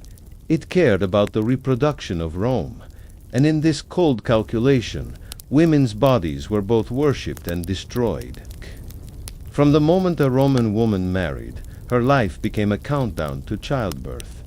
Pregnancy was expected immediately after marriage, often before a girl's body was physically ready. Elite families married off daughters as young as 12 or 13, knowing full well the medical risks. The younger the bride, the more likely her hips were to be too narrow, her body underdeveloped. Yet Roman fathers pushed for early pregnancies anyway, eager for male heirs to secure the family legacy. The result was a system where maternal mortality was horrifyingly high. 1 in 4 Roman women died due to complications from pregnancy or childbirth. Infection, hemorrhage, obstructed labor. There were no antibiotics, no surgical interventions, no real pain management beyond herbal poultices and whispered prayers. Midwives, called obstetricians, did their best, but they worked in dark rooms, often without the basic hygiene we consider essential today. Some used sharpened instruments to cut away parts of the dead fetus during obstructed labor, a practice that often led to the mother's death as well. If the baby survived, there was no guarantee it would live long. Infant mortality in Rome was staggering. Up to 50% of babies died before their first birthday. Death And yet, the system demanded more children, more risks, more sacrifices. Roman religion tied the health of the empire directly to the fertility of its women. The goddess Lutina was invoked at every birth, and women wore amulets, drank potions, and offered sacrifices to her, hoping for safe delivery. But Lucina didn't always listen. Women died in childbirth so frequently that Roman writers treated it as ordinary, almost boring. Funerary inscriptions routinely list women who died in childbirth without further comment, as if it were no more tragic than catching a cold. The expectation was clear. A good Roman wife risked her life to bear children, and if she died, she did so in service to the state. And yet, the pressure wasn't just physical, it was emotional and social. A woman who failed to produce sons was often blamed for infertility, even though Roman medicine knew little about male sterility. If a marriage produced only daughters, the wife was viewed as defective, a failure in her most important duty. Roman medical texts written by men suggested bizarre remedies: drinking wine mixed with crocodile dung, wearing amulets of deer hide, or consuming potions laced with lead and mercurol, deadly treatments that worsened health rather than improved it. But women, desperate to fulfill expectations, tried them anyway. And when children were born, survival was not guaranteed. Fathers held the legal right of jus vita necessit, the power of life and death over their newborns. After birth, the midwife placed the baby at the father's feet. If he picked up the child, it would be accepted into the family. If he turned away, the child was exposed, left on a hillside, in a trash heap, or outside a temple. Exposure didn't always mean death. Sometimes babies were collected by slavers, raised as servants, or prostitutes. But for the mother, this ritual was another layer of trauma. Imagine carrying a child for 9 months, risking your life in labor, only to watch your husband decide whether the baby lived or died. Girls were exposed more often than boys, not because they were unwanted personally, but because they were financially inconvenient. Girls required dowries. Dowries required wealth, and wealth determined status. A son could inherit property. A daughter could only drain it. And so Roman women bore the burden of giving birth, while Roman men held the power to erase those births at will. But, even when children survived, the mother's work was far from over. Raising Roman children was a political act, a constant negotiation between love and duty. Upper-class children were often sent to wet nurses, depriving mothers of direct contact in the earliest stages. Some historians argue this was practical leet. Women had social obligations to meet, but it also reflected a deeper cruelty. Roman society believed a mother's role was to produce heirs, not to nurture them emotionally.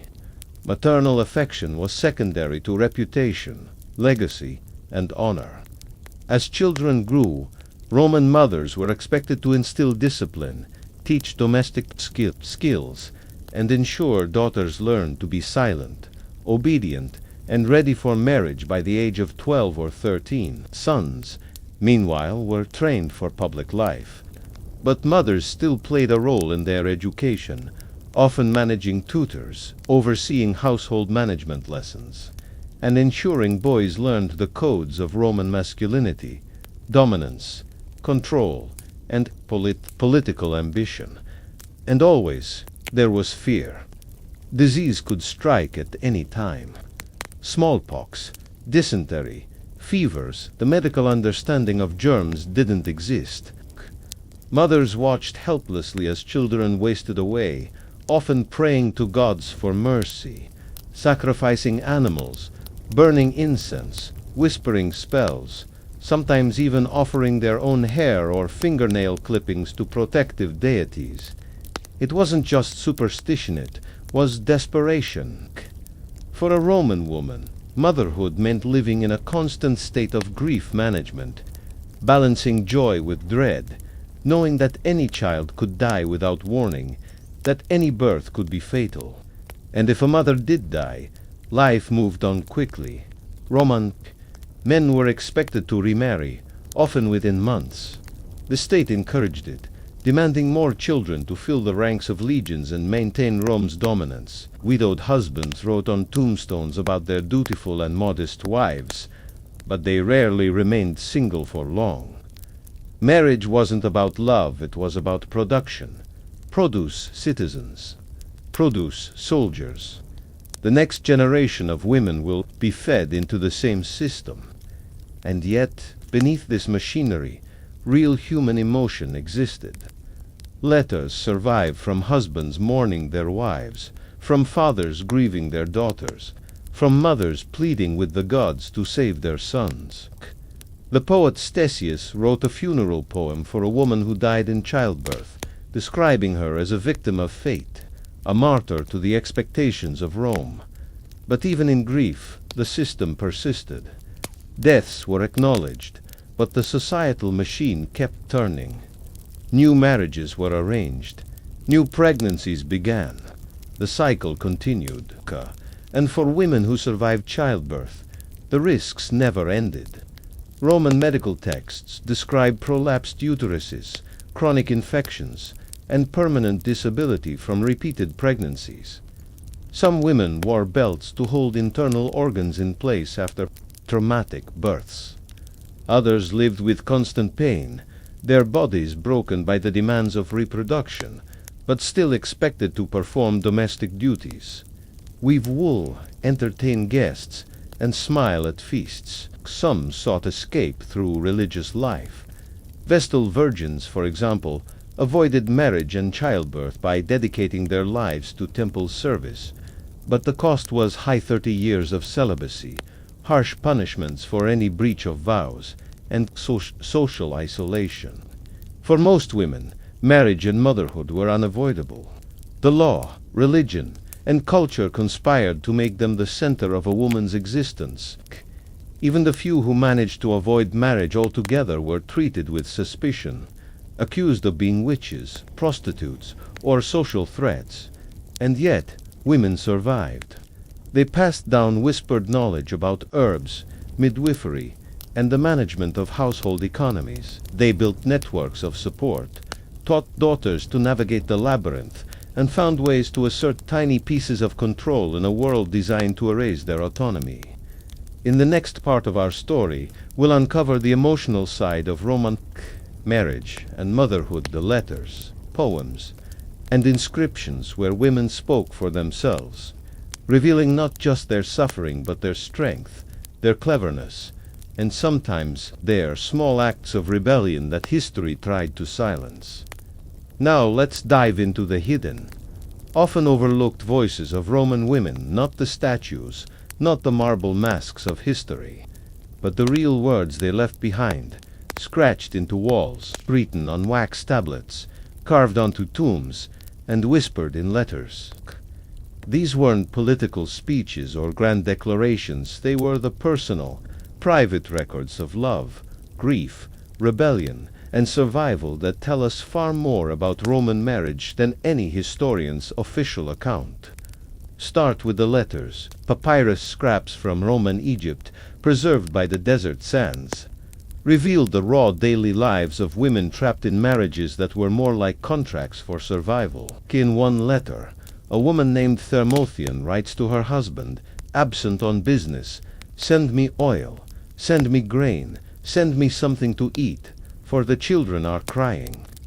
But she doesn't stop. There she slips in lines about missing him, about longing for his return. Is it affection, or just fear of abandonment? The line between love and survival was thin in Rome. Another letter from a woman named Isidora reveals frustration hidden beneath politeness.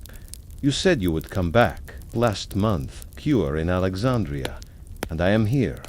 Do you love me or not?" It's a simple question, but in the context of Roman marriage, it's revolutionary.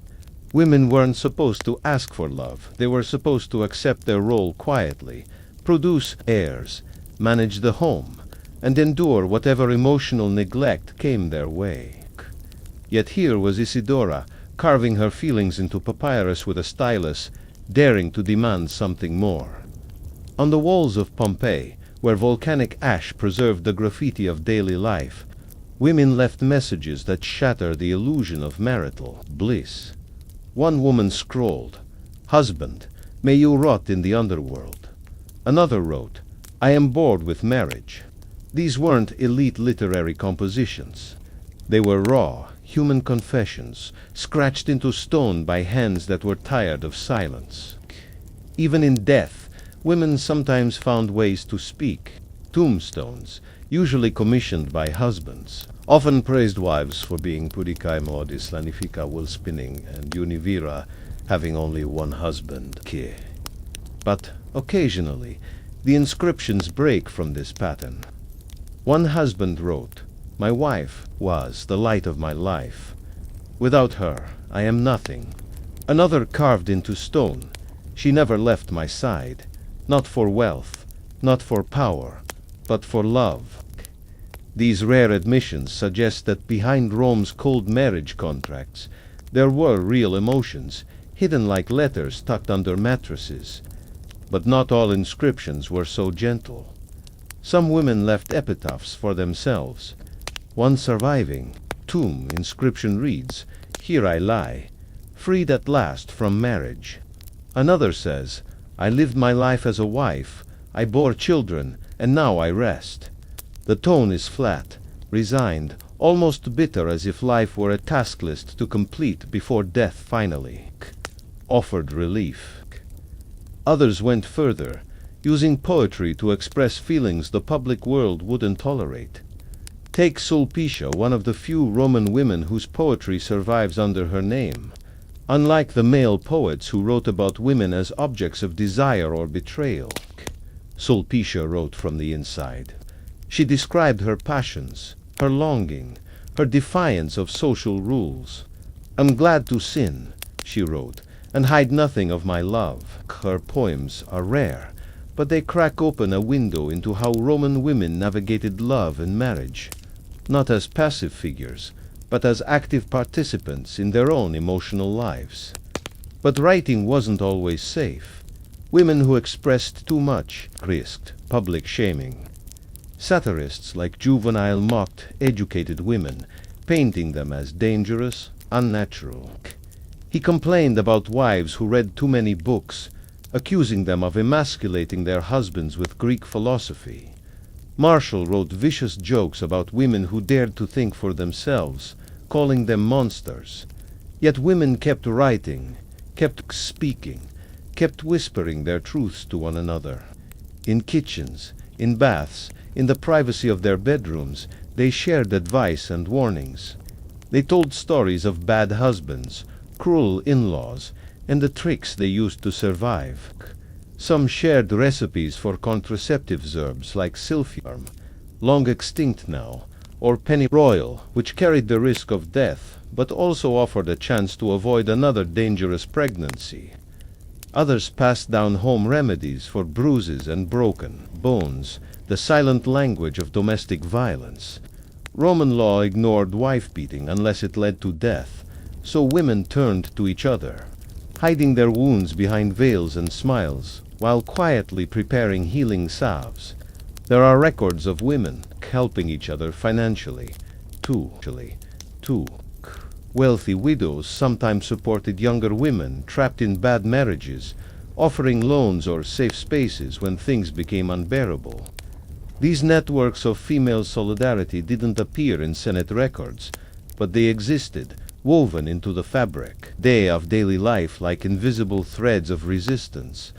Some women even used marriage to gain power, not by escaping it, but by mastering its rules.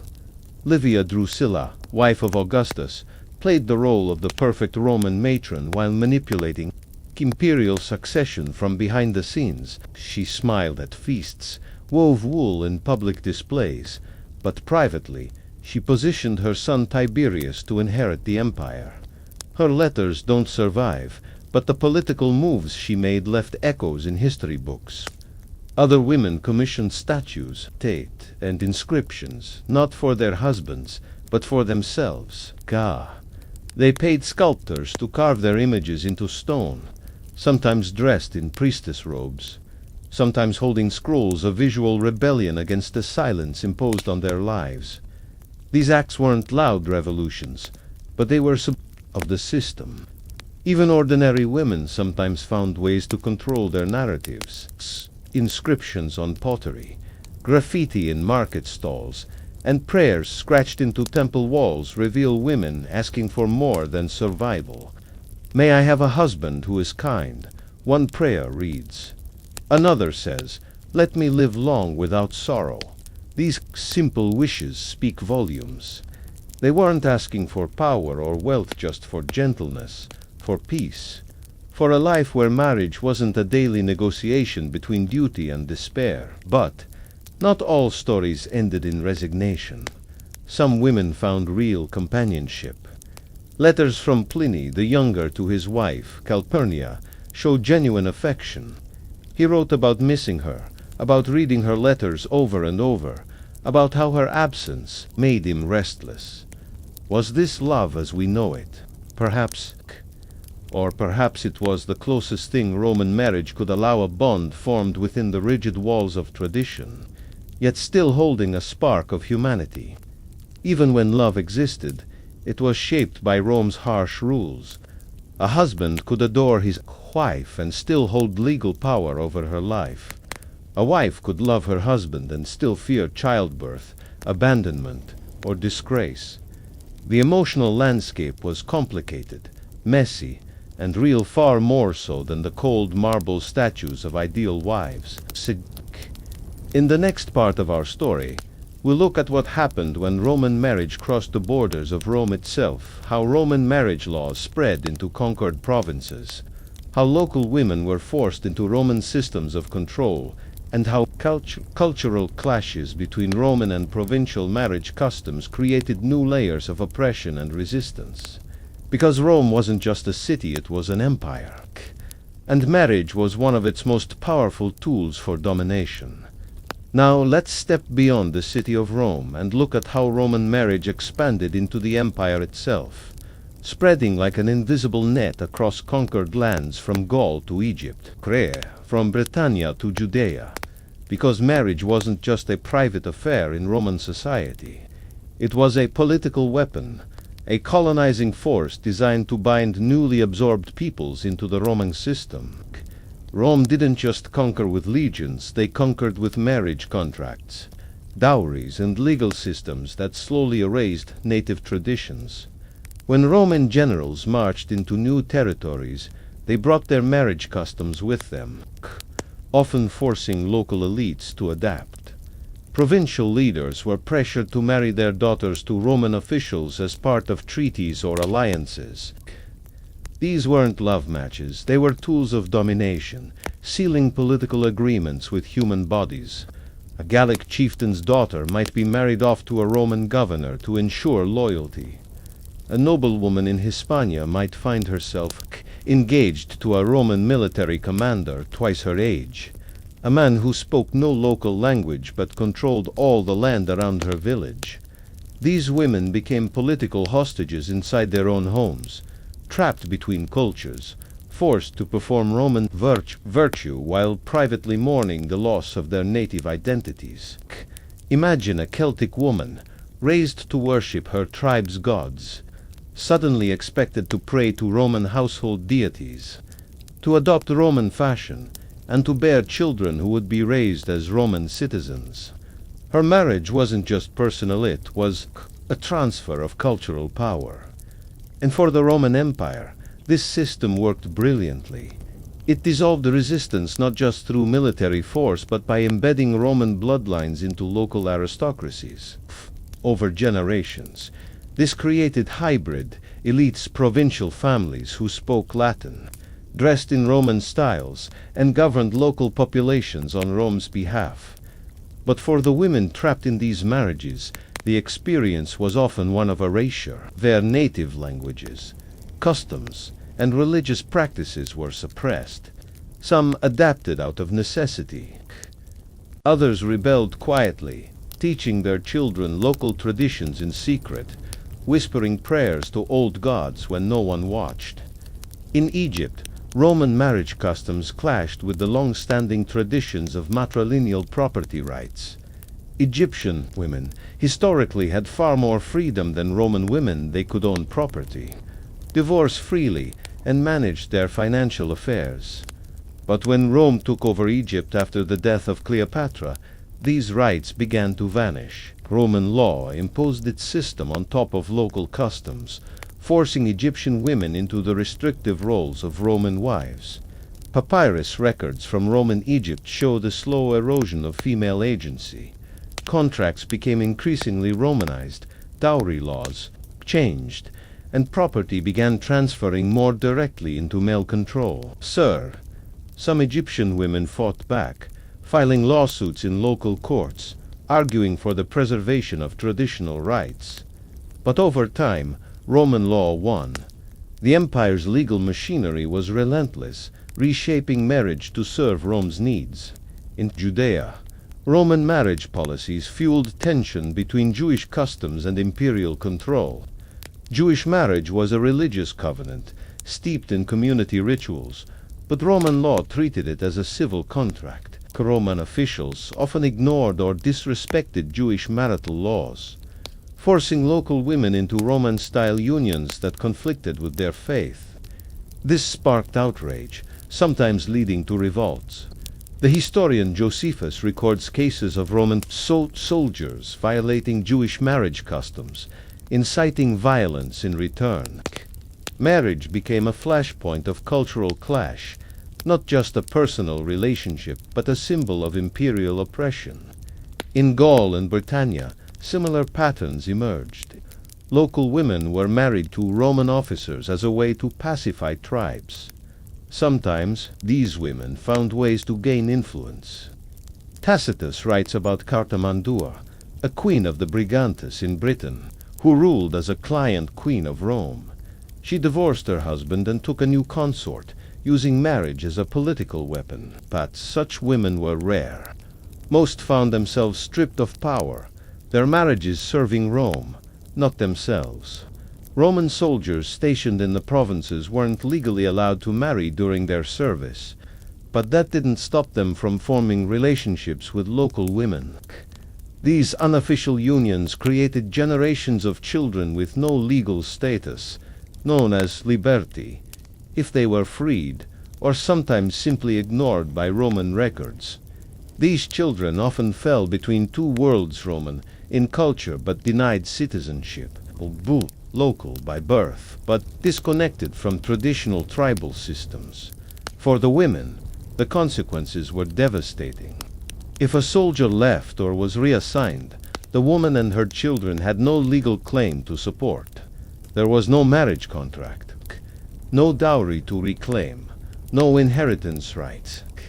Many of these women ended up in poverty, raising children alone while Roman officials looked the other way. And yet, the empire benefited from this chaos. The blurred lines of citizenship and marriage kept provincial populations dependent on Rome, always striving for legitimacy in a system that dangled legal recognition just out of reach. Women found ways to manipulate the system. In Roman North Africa, inscriptions show women petitioning for Roman citizenship for themselves and their children, using their relationships with Roman men as leverage. These women weren't passive. They negotiated, petitioned governors, and sometimes succeeded in gaining new legal status. But for most, the Roman marriage system was a cage, tightening its grip over generations. The Romanization of marriage spread alongside roads, aqueducts, and military garrisons. Local customs faded, replaced by the Roman obsession with dowries, contracts, and legal control of women's bodies. The household became an extension of the empire's bureaucracy, and marriage became a microcosm of imperial conquest. Even in death, the system persisted. Tombstones in the provinces reflect this hybrid culture. Inscriptions mix Latin with local languages, blending Roman virtues with native prayers. A tomb in Gaul might read, "She was a good wife in the Roman way, but loyal to her people. These small acts of resistance, carved in stone, revealed the quiet rebellions that outlived the empire's official records. But for the vast majority of women, marriage under Roman rule meant the same thing it meant in Rome: silence, submission, and survival. They were traded between families, offered as political gifts, used to secure alliances, and expected to bear children who would serve Rome's interests. The system was efficient, brutal, and designed to last for centuries, and it did. Roman marriage laws influenced European legal systems long after the empire fell. Even today, echoes of Roman marital control linger in property laws, inheritance rules, and social expectations about women's roles. But the women themselves, those who lived through it, left behind traces of their resistance.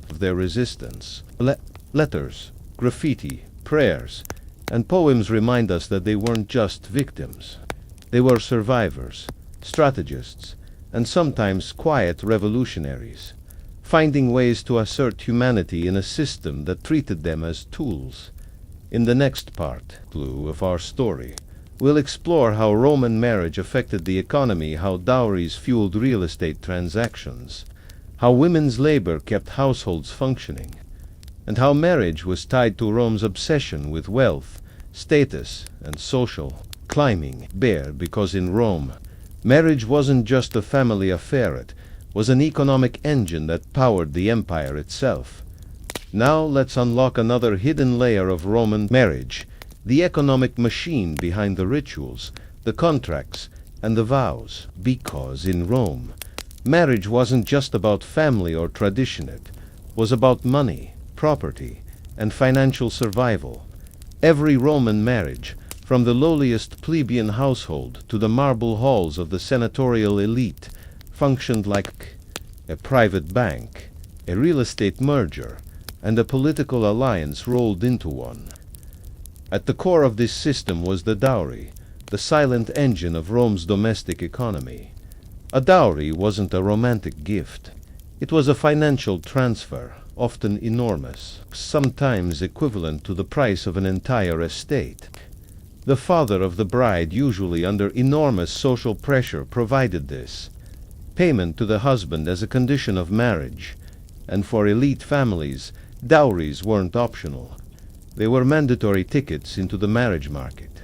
A woman without a dowry was almost unmarriageable, considered a social liability. But a wealthy dowry could make even an unremarkable girl a sought-after bride, transforming her from a household burden into a political asset.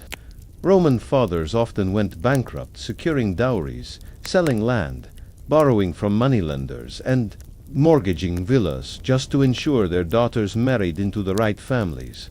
Some took out high-interest loans from shady creditors, betting their family fortunes on marriages that might fall apart within months.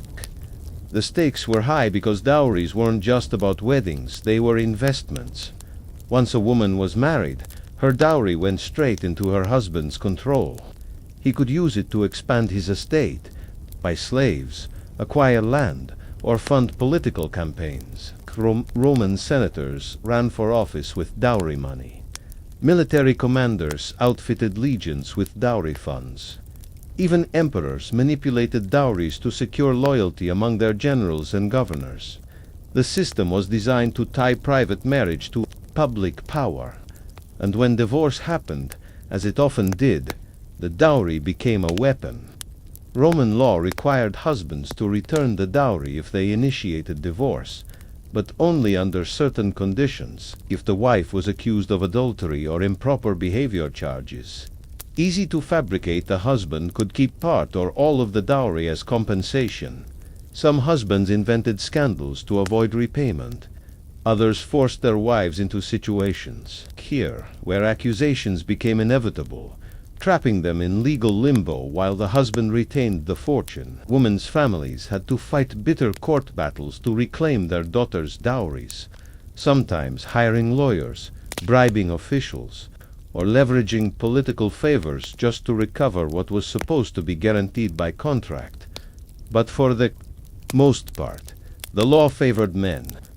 Even when dowries were returned, husbands could deduct expenses for household maintenance, meaning they could claim costs for clothing, food, and entertainment, reducing the payout to almost nothing. This turned Roman marriage into a financial game, where the real goal wasn't love, it was acquisition, expansion, and wealth transfer. And the rich weren't the only ones playing. In middle-class and lower-class families, dowries often involved smaller sums but carried even higher stakes. A modest dowry might include household items, cookware, livestock, or tools. Sometimes land was involved, especially among farming families. Marriage created new households, shifting property between families in ways that could make or break a small business. A merchant might marry off his daughter to secure a trading partner. A craftsman might arrange a marriage to gain access to better workshop space or new clients.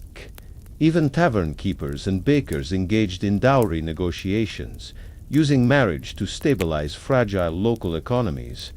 And then there was the labor economy, the unpaid work of wives that kept Roman society running beneath the surface. A Roman wife didn't just bear children. She managed the household, oversaw slaves, kept financial records, and ensured the smooth operation of the domestic sphere. In elite households, this meant managing dozens or even hundreds of slaves, coordinating tasks like textile production, food preparation, and estate management. Women ran these domestic businesses like CEOs, balancing budgets, ordering supplies, and enforcing discipline. Their labor was invisible to the state but essential to the empire. Roman villas produced wool, wine, olive oil, and other goods for sale, all under the supervision of wives who officially had no power but in practice controlled massive operations. And in urban households, wives supervised shops, rental properties, car, and investments.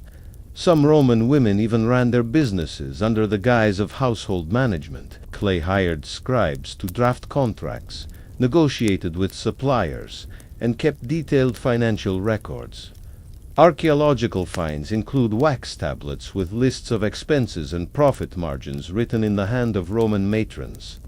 In Pompeii, a woman, named Eumachia, funded the construction of a public building, leaving behind inscriptions that credit her not as a wife, but as a businesswoman.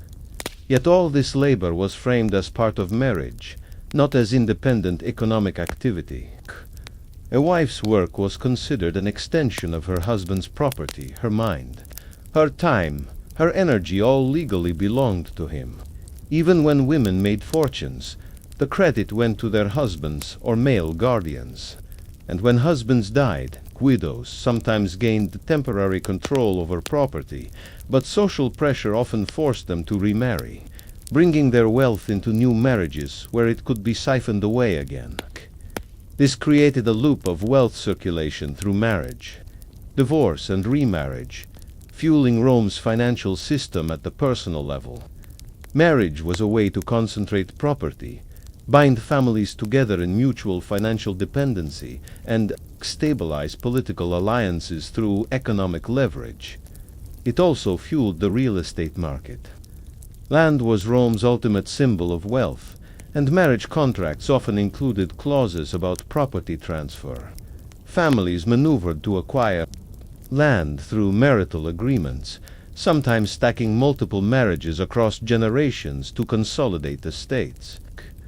This led to complex webs of ownership where women's dowries, inheritances, and household management intersected with the empire's agricultural economy.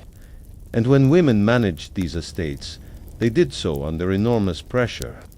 A mismanaged farm could lead to bankruptcy. A failed harvest might spark divorce if the husband needed a scapegoat. Women had to balance personal safety with economic performance, knowing that any mistake could be framed as incompetence or moral failure. Yet, despite these risks, some women thrived. Wealthy Roman women sometimes became patrons of artists, builders, and philosophers, using their marriage wealth to sponsor public projects. They built temples, funded schools, and commissioned statues not just for religious piety but as strategic investments in family reputation. A well-placed donation could secure political favors, protect property rights, or shield a family from legal trouble. This patronage system turned marriage into a form of social currency, where women's wealth funded the public image of Roman virtue. But for every woman who succeeded, thousands struggled silently, trapped in marriages that drained their resources while offering little in return. Poor women, especially, faced constant risk of economic ruin. A bad marriage could mean homelessness, starvation, or forced labor. Widowhood offered temporary relief, but also brought new dangers: predatory relatives, corrupt officials, or creditors eager to seize property. And in every class, marriage was tied to Rome's obsession with status. Families married up or down to climb the social ladder, using dowries to secure connections, political influence, and access to power. This meant that love, affection, and compatibility were often irrelevant in marriage decisions. The question wasn't, do you love him? It was, what does he own? And who does he know? This system shaped the lives of men and women alike, but women bore the brunt of its consequences. They were the currency of these exchanges, their bodies tied to financial contracts, their labor exploited without recognition, their emotional lives sacrificed to the relentless logic of Roman economics. In the next part of our story, we'll step into the cultural and religious symbolism that wrapped around Roman marriage, how rituals, omens, and superstitions kept women locked into roles defined by myth, magic, and fear of divine punishment. Bucas, in Rome, even the gods were part of the marriage contract, and breaking the rules could bring not just scandal but cosmic disaster.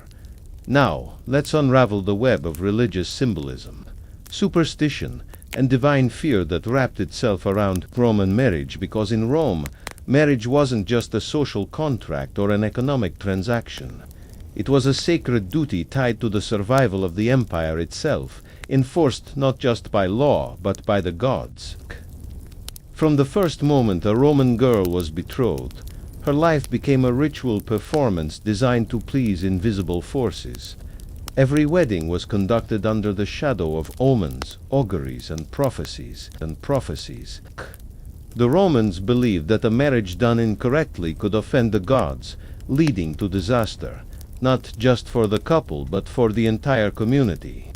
The process began with auspices, readings of the flight of birds, or the entrails of sacrificed animals, performed by priests who interpreted whether the marriage would bring fortune or ruin.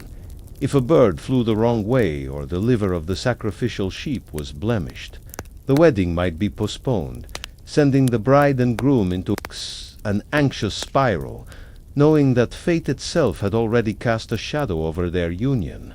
But, even when the signs were favorable, the rituals that followed were filled with dread.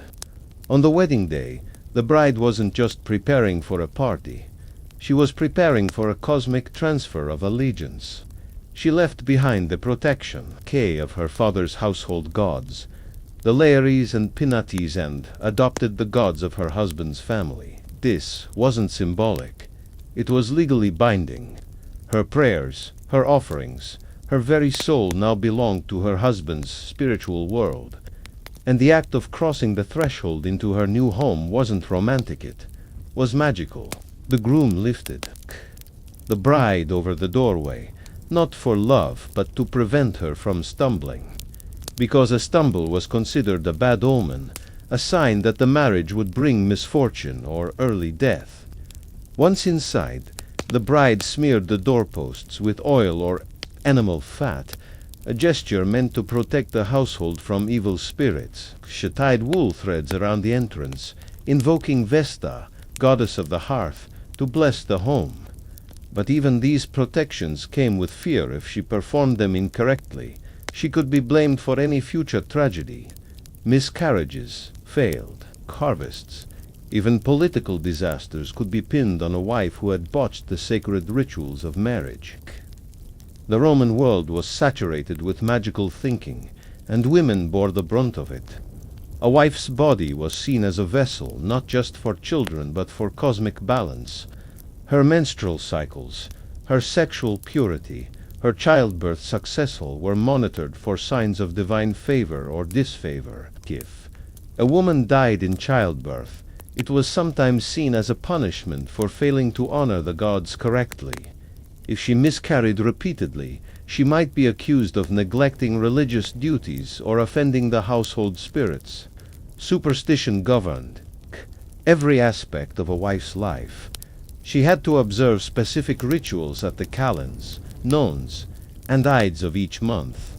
She performed sacrifices to Juno Lucina, protector of women in labor, and to Fortuna Virginalis, who oversaw virgins until marriage. Once married, she shifted her prayers to Juno Anuba, goddess of marriage, and Concordia, goddess of harmony, because a wife's duty was to maintain peace within the household, no matter how much personal turmoil she endured. But not all divine forces were kind.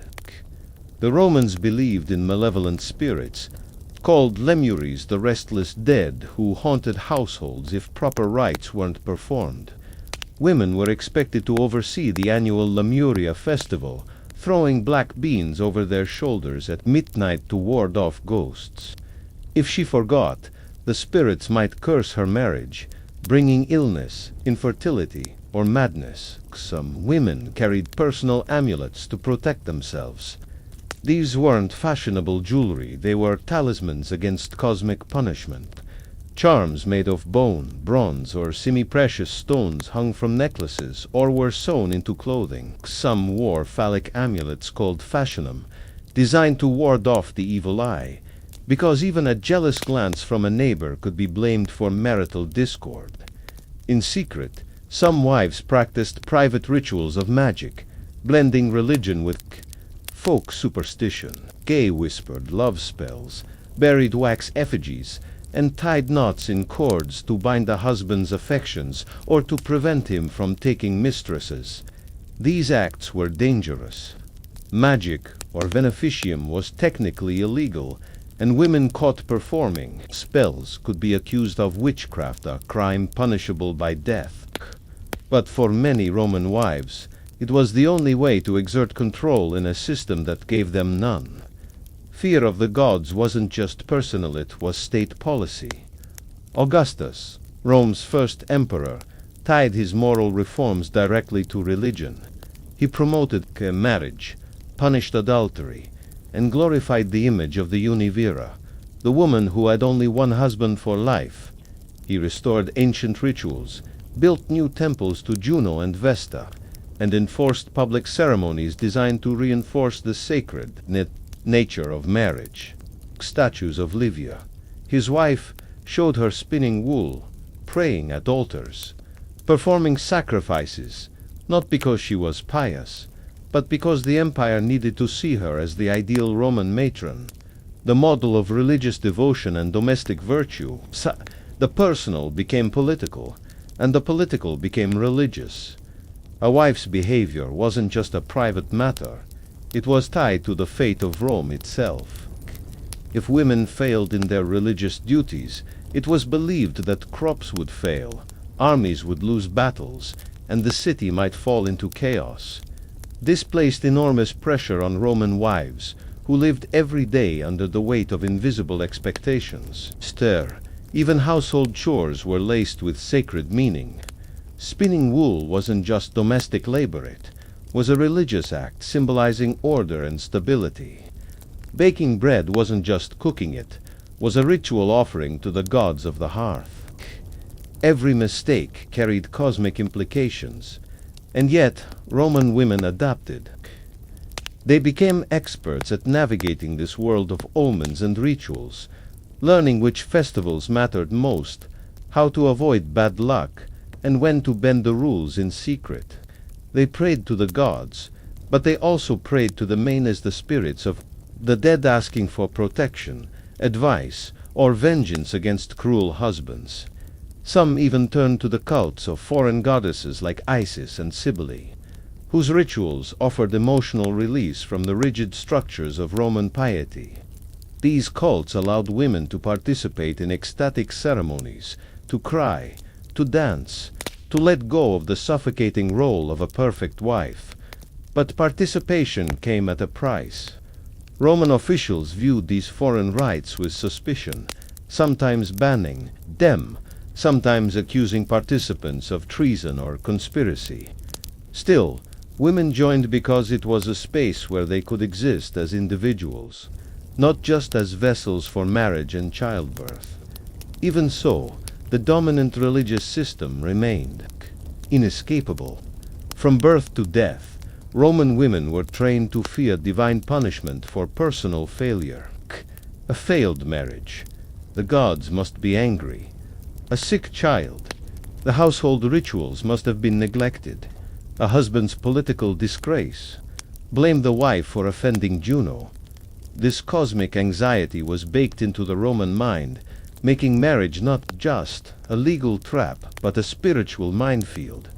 In the next part of our story, we'll explore the rare moments when Roman women managed to break free from this system through widowhood, inheritance, or outright rebellion, and how those acts of defiance changed the rules of marriage for generations to come. Because in Rome, even the most rigid systems eventually cracked under the weight of human desire for freedom. Now let's turn to the rare, but electrifying moments when Roman women escaped the brutal confines of marriage, not through legal reform or social evolution, but by subverting the system from the inside, by becoming widows, rebels, or quiet revolutionaries who learned how to break the rules without breaking the public image of the perfect Roman wife. Because in Rome, the only socially acceptable way for a woman to gain freedom was through widowhood. And for some, this became the secret backdoor to power. Unlike marriage, widowhood could open surprising doors, especially for wealthy women. Once a husband died, the widow often gained control over property, dowries, and estates that had previously been locked away under male guardianship. And while Roman society still expected widows to be modest and pious, the truth was many of them became shrewd managers of wealth, political players behind the scenes, and sometimes outright power brokers. Take Cecilia Metella, one of the most powerful women of the late Republic. When her husband died, she didn't retreat into mourning. She expanded her family's political network, arranged strategic marriages for her children, and controlled vast tracts of land, using her widowhood as a shield against the restrictions placed on wives. Widowhood allowed women to step outside strict codes of marital obedience while maintaining public respectability. But even in this freedom, there were traps. Augustus passed laws encouraging widows to remarry quickly, pressuring them back into the marriage market to continue producing Roman citizens. Women who refused to remarry were viewed with suspicion. Satirists like Juvenal mocked them, claiming they were plotting, hoarding wealth, or sleeping with slaves. Yet, many widows resisted, staying single for years, even decades, enjoying the rare taste of personal autonomy. Some controlled their finances for the first time, running businesses, managing farms, or investing in real estate. Inscriptions from Pompeii and Ostia show women acting as patrons of temples, builders of public works, and lenders of money rolls usually reserved for men but quietly taken on by widows who had nothing left to lose. But not every woman waited for widowhood to escape marriage's grips. Some rebelled in more dangerous ways, refusing to conform, risking their reputation, and sometimes risking death. One of the boldest examples is Sempronia, a noblewoman involved in the Catiline conspiracy. While her male co-conspirators plotted political revolution, Sempronia broke social codes by writing poetry, managing secret correspondence, and using her marriage connections to hide rebels in her home. She was literate, educated, and fearless in a society that wanted women to be silent. Cicero, who despised her, admitted she had many of the qualities of a man with few of a virtuous woman. To him, that was an insult, but to us, it reveals a glimpse of someone pushing against the cage of Roman womanhood. Other women found quieter forms of rebellion. Some manipulated the legal loopholes of sin manu marriage, staying under their father's control rather than transferring to their husband's authority, giving them more financial independence. They learned to draft complex contracts, sometimes using male proxies, sometimes acting through slaves or freedmen to retain control over their dowries and inheritances. Wealthy women could sponsor gladiatorial games, fund public buildings, and even negotiate with politicians through these carefully crafted legal maneuvers. They played the role of modest wives in public while pulling the strings of power in private. But what about love? Did any Roman women marry for it? Occasionally, yes, but love was a risky business in Rome, often punished more than rewarded. Women who chose partners for affection rather than political strategy were mocked or marginalized. A woman who married beneath her class could disgrace her entire family. Yet love still happened, secretly, defiantly.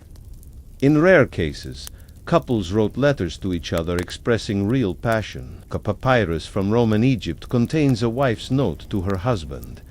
"I long for you every night. Come home soon." In another, a husband writes back, "My heart aches for you. I cannot sleep."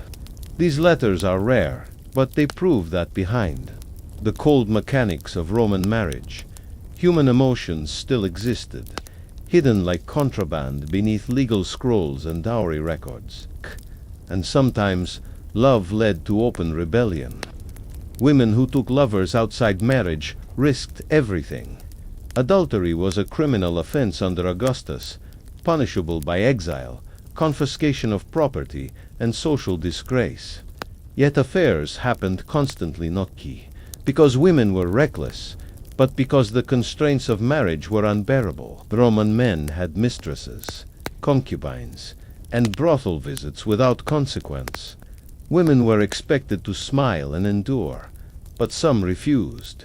Some engaged in affairs for love, others for power, aligning themselves with influential men to protect themselves from abusive husbands or political enemies. Some plotted more dangerous escapes. Poisoning became a whispered solution in the darkest corners of Roman villas. Women learned from midwives and herbalists how to mix lethal doses of herbs like hemlock, aconite, or nightshade. In 331 BCE, a mass poisoning scandal erupted in Rome, with over 170 women accused of killing their husbands with secret concoctions. The Senate panicked, believing a conspiracy of wives threatened the state itself. Whether it was real or the result of mass hysteria, the event reveals how deep the fear of female rebellion ran in Roman culture. Even pregnancy became a battleground for subversion. Some women took contraceptives or abortifacients, using herbs like silphium, now extinct due to overharvesting, to control their reproduction. This wasn't just about avoiding childbirth. It was about controlling fate in a world where women's bodies were property. Roman medical texts written by men list recipes for these potions, but always with warnings about unnatural women who used them. Yet women persisted, sharing knowledge in whispers, passing down secret remedies through generations. Religion, too, became a site of rebellion. While state-sponsored rituals trapped women in roles of submission, foreign cults offered escape. The worship of Isis, Cybele, and other goddesses allowed women to participate in ceremonies where they weren't just wives or mothers, they were priestesses, initiates, and spiritual leaders. These cults included rites of renewal, ecstatic dances, and mysteries that promised personal transformation. Roman authorities viewed them as threats, sometimes banning them, sometimes persecuting their followers. But the cults kept growing, because they offered something Roman marriage never did: a sense of personal identity beyond the role of wife. And then there were the legal pioneers women who challenged court rulings, filed lawsuits, and forced the system to acknowledge their existence. One famous case involved a woman named Gaia of Menhir, who in the 1st century BCE dared to plead her case in court without a male representative. Roman law forbade this, but she persisted, appearing before magistrates again and again until finally the Senate passed laws explicitly banning women from pleading their cases. Yet her story survived, a mark of defiance in a world where silence was expected. Even ordinary women found ways to carve out freedom. Inscriptions from small towns show women donating to local temples, sponsoring festivals, and running market stalls, sometimes in their names. Graffiti from Pompeii includes messages from women, advertising services, setting prices, and managing their businesses. These acts weren't dramatic rebellions, they were daily negotiations with a system designed to erase them, and sometimes the cracks in the system widened. Over centuries, as the empire expanded and Roman law spread into new territories, the rigidity of marriage softened slightly. Provincial customs blended with Roman practices, creating hybrid forms of domestic life where women sometimes held more influence. But the core system remained cruel, built on control, property, and silence. The women who broke the rules paid a price: public disgrace, legal penalties, exile, or worse. Yet they kept doing it. Quietly, boldly, cleverly, they found ways to survive. In the next part of our story, we'll look at how the legacy of Roman marriage outlasted Rome itself, how the laws, customs, and double standards of ancient matrimony shaped medieval Europe, the Christian Church, and even the modern world. Because the story of Roman marriage didn't end with the fall of the empire. It's still with us, hidden in the foundations of marriage today. Now let's follow the shadow of Roman marriage beyond the fall of Rome, into the medieval world, into the rise of Christianity, and disturbingly, into the modern age, because the Roman system didn't die when the empire collapsed. It simply changed clothes, repackaged its controls, and quietly embedded itself into the foundations of European rule, law, religious doctrine, and the very way modern societies still think about marriage today. When Rome fell in the 5th century CE, its armies crumbled. Its political institutions collapsed, but its legal system remained stubbornly intact, especially in the realm of marriage. The Roman concept of marriage as a contract, as a tool for managing property, lineage, and social control, was too useful to vanish. The early Christian Church inherited this structure but wrapped it in new religious symbolism, transforming Roman marriage from a civic obligation into a Christian sacrament, yet keeping many of the same oppressive mechanics in place. Under Roman law, marriage was private, contractual, and flexible, especially for the elite who divorced and remarried constantly. But as Christianity gained power, it imposed new restrictions, particularly on women. Divorce, once common in Rome, became increasingly forbidden by church leaders. The Council of Elvira in 305 CE banned remarriage for women whose husbands were still alive, even if the marriage was unbearable. Later councils expanded this rule, declaring marriage indissolubly life sentence no matter the circumstances. But the shift wasn't about protecting women. It was about controlling them more completely.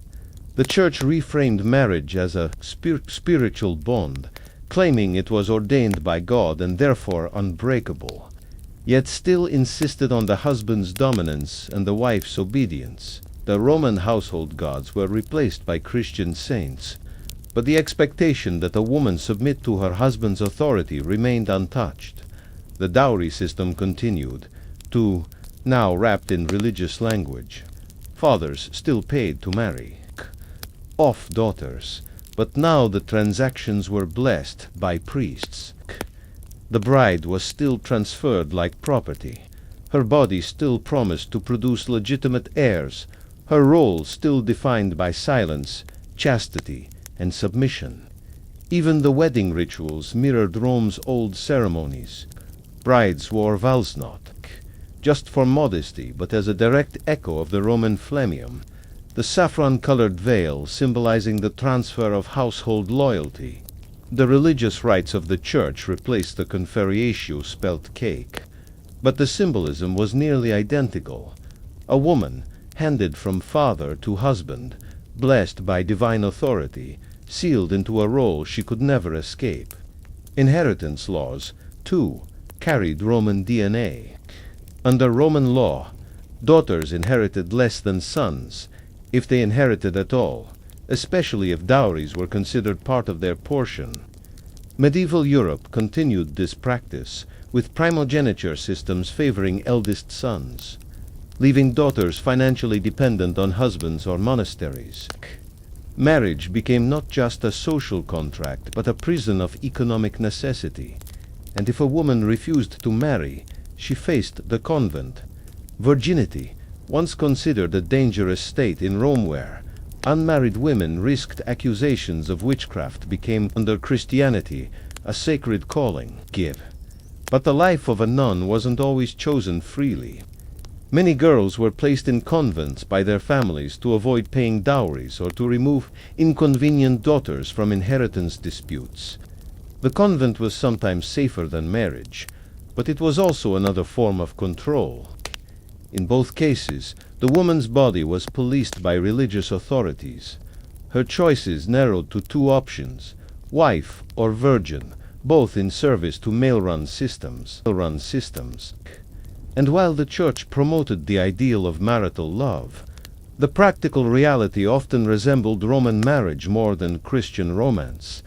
Theologians like Augustine argued that marriage was primarily for procreation, not pleasure, echoing Roman concerns about producing heirs.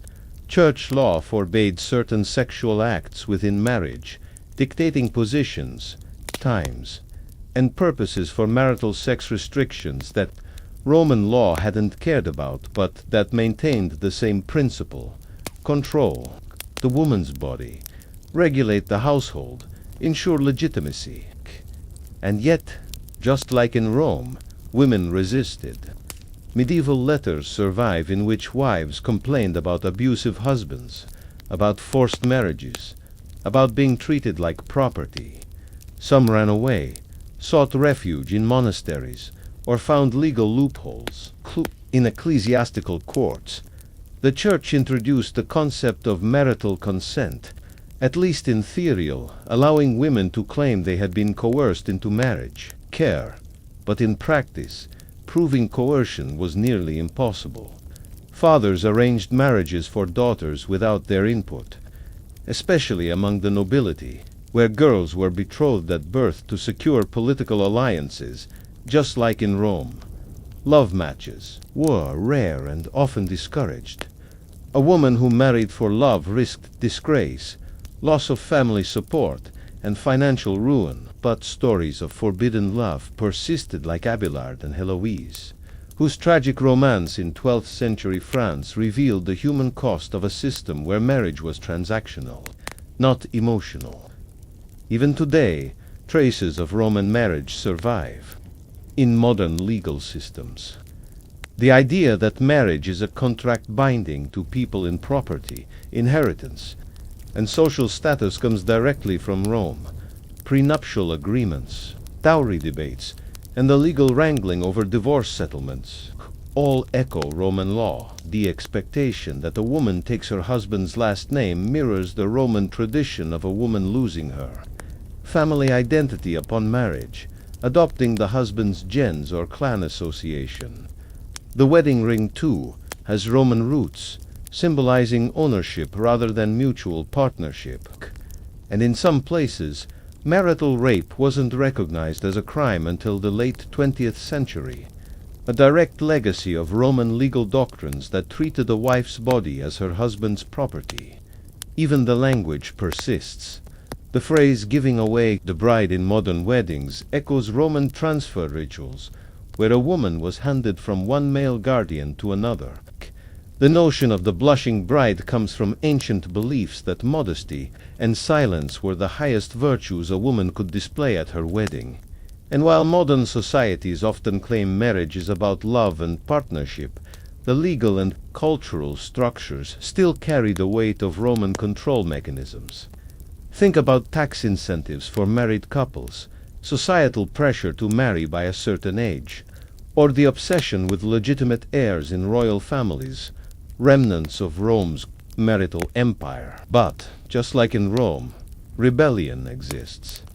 Modern women push back against these expectations, choosing to marry later or not at all, challenging traditional gender roles, demanding legal reforms, and exposing the inequalities that marriage systems still carry. The feminist movements of the 20th and 21st centuries have chipped away at marriage's historical cage. But the ghost of Rome lingers. We still live in a world where marriage is tied to wealth, property, and social control, even when it masquerades as pure romance. And for many, the pressure remains to marry the right person at the right time, for the right reasons, or risk social and financial instability. The echoes of Roman marriage whisper beneath modern wedding ceremonies, beneath family dinners, beneath legal contracts and inheritance plans. We don't sacrifice spelt cakes to Jupiter anymore, but we still sign marriage licenses that bind us into systems older and colder than most people realize. In the next part of our story, we'll explore the cultural myths that have been built around Roman marriage, the false ideas of romantic togas and noble love, and dismantle them, piece by piece, to reveal the brutal reality hiding beneath the marble facade. Now let's shatter the marble myths that have covered Roman marriage for centuries. The polished images of togas, noble love, and elegant banquets that modern films and history textbooks still parade in front of us. Because the truth is, Roman marriage wasn't romantic. It wasn't glamorous, and it wasn't built on mutual respect or partnership. It was a system of control, transaction, and survival, wrapped in ritual and superstition to disguise its cold machinery. Popular culture loves to show us scenes of Roman weddings as grand affairs with flute players, flower garlands, and couples exchanging tender glances under the Mediterranean sun. But the reality was closer to a legal handover ceremony than a celebration of love. The bride was often terrified a child, barely in her teens, married off to a much older man chosen by her father. Her role wasn't to find happiness, it was to secure alliances, produce heirs, and keep the household functioning under strict patriarchal oversight. The famous Roman virtues we hear about pudicitia, modesty, fides faithfulness, and gravitas dignity weren't equal expectations for both sexes. They were shackles placed almost exclusively on women. A man could visit brothels, take concubines, even openly maintain lovers, while his wife was expected to remain chaste, silent, and endlessly forgiving. Roman marriage was not about companionship, it was about lineage. The upper classes married for political gain, using daughters like chess pieces. The lower classes married for economic survival, sometimes living in informal unions simply because they couldn't afford the legalities. Slaves weren't allowed to marry at all, but many formed bonds anyway, fully aware that at any moment they could be sold apart. And yet, Roman historians like Livy, Plutarch, and Valerius Maximus romanticized marriage in their writings, crafting tales of legendary wives who embodied perfect Roman virtue. Take Lucretia, the woman who supposedly killed herself after being raped by the king's son, claiming she couldn't live with dishonor. Her story became a propaganda tool, used to justify the overthrow of the monarchy and to promote the idea that Roman wives would rather die than break their marriage vows when they were the victims. Or consider Cornelia, mother of the Gracchi brothers, who was praised for calling her children her jewels, implying that a woman's true value lay in producing sons, not in personal achievements. These myths created an impossible standard for real women, locking them into roles where silence and sacrifice were glorified while their real struggles were ignored. Statues of women in Roman art often show them with downcast eyes, holding wool, baskets, or key symbols of domestic virtue. But these images were lies carved in stone. They weren't portraits of actual women. They were propaganda pieces, designed to remind wives of their duties, not to celebrate their lives. The rich hired sculptors to display these ideals, commissioning statues of their wives posed as obedient matrons, even if those women were quietly running massive estates, managing financial empires, or enduring abusive marriages behind closed doors. The marriage bed itself was a site of control. The first sexual encounter between husband and wife wasn't about mutual pleasure, it was a legal event, the physical sealing of the marriage contract. In many cases, young girls were subjected to sex before they even understood what was happening to them, all under the guise of marital duty. And there was no privacy. Elite Roman weddings often involved witnesses to the consummation, not literally in the bedroom, but close enough to verify that the union had been completed, ensuring the legitimacy of any future children. This wasn't intimacy, it was bureaucracy, enforced on the body. The myth of the Roman wife as the happy housekeeper, spinning wool and managing slaves with a gentle hand, covers up the brutality of this system. Textile work was grueling, endless labor. And slave management wasn't a polite administrative task, it was often violent, requiring discipline, punishment, and social balancing acts that kept the household functioning under constant tension. A woman could be held responsible for the behavior of every slave in her home. If something went wrong, if food was spoiled, clothes were ruined, or a slave rebelled, the blame often fell on the domina, the wife, even if she had no real control over the larger system that trapped everyone involved. Another myth is that Roman marriage was stable and eternal. In reality, divorce was common, especially among the elite, where political alliances changed faster than seasons. Marriages were made and unmade to match the needs of Rome's shifting power dynamics. Women were sent back to their fathers, traded for better options, or discarded for failing to produce sons. Yet Roman writers complained bitterly about women who divorced too often, ignoring the fact that most of these divorces were initiated by men. They mocked women who remarried multiple times, using them as punchlines in literature, while powerful men like Pompey, Caesar, and Augustus married, and divorced at will with no social penalty. The double standard was baked into Roman culture, and it has echoed through history ever since.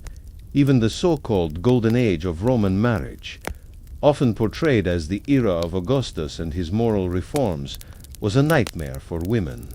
Augustus passed laws that forced citizens to marry and reproduce, penalizing the childless, rewarding prolific parents, and criminalizing adultery with public trials. His daughter, Julia, was exiled for alleged promiscuity, abandoned by her father as a moral scapegoat while he continued his affairs behind the scenes. These were not acts of morality. They were acts of control, using marriage to police the bodies of Roman citizens, especially women. And the religious rituals tied to marriage weren't about spirituality, they were about enforcement. A bride's prayers to Juno, her sacrifices at the household shrine, her midnight chants during the Lemuria festival to ward off ghosts, these weren't optional. They were mandatory performances meant to maintain social order, to bind women into their roles as guardians of domestic piety while men handled public life. A woman who neglected these rites could be blamed for any disaster, from a bad harvest to a political defeat. Superstition kept her in line when laws failed to do so.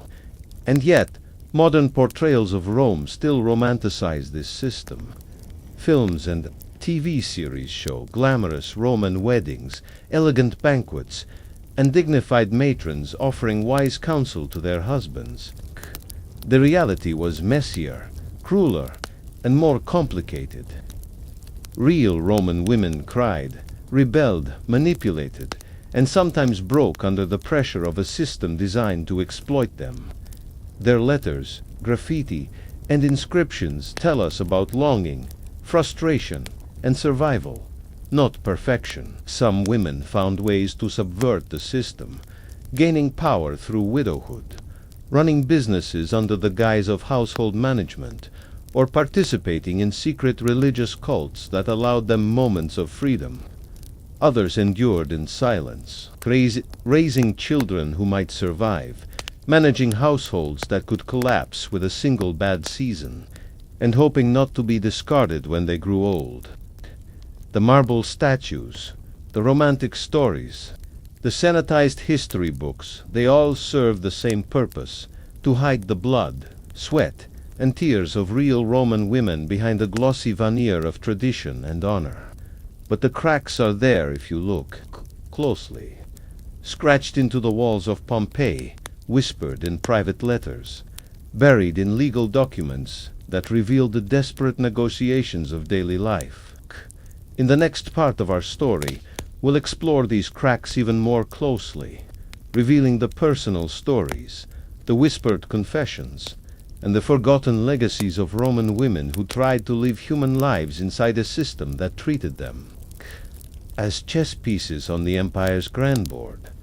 Now let's lean in closer beyond the public rituals, beyond the dowries and laws, and listen to the quiet, personal echoes of real Roman women who lived, loved, suffered, and strategized within the iron walls of marriage. These are the scraps of life that history almost forgot: the graffiti on stone walls, the scribbled notes on wax tablets, the faded inscriptions on tombs that reveal not noble sacrifices but messy, complicated human existence.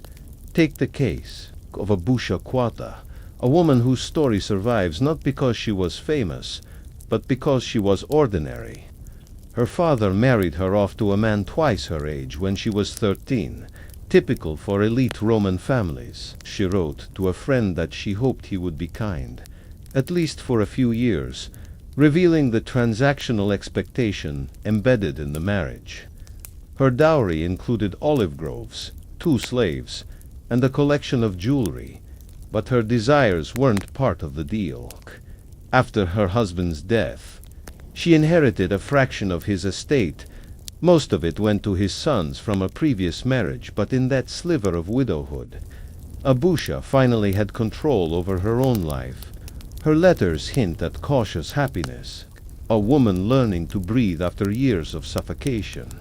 She funded a small bathhouse in her neighborhood, not for profit, but as a quiet statement of independence. She's not in the history books, but her voice survives because she etched her name into stone, dedicating the bathhouse to the gods and freedom. Then there's Claudia Metelli, infamous in her time, remembered now mostly through the venom sipped of Cicero, who hated her for defying the expectations of Roman womanhood. She was educated, literate, fluent in poetry, and unafraid to have lovers outside Mericia, crime for which men mocked her but secretly admired her daring. Cicero called her the Medea of the Palatine, accusing her of poisoning husbands and manipulating political allies. But her writings, fragments that survive in personal letters and poems attributed to her circle, suggest something else: a woman trapped in a system where the only choices were silence or scandal.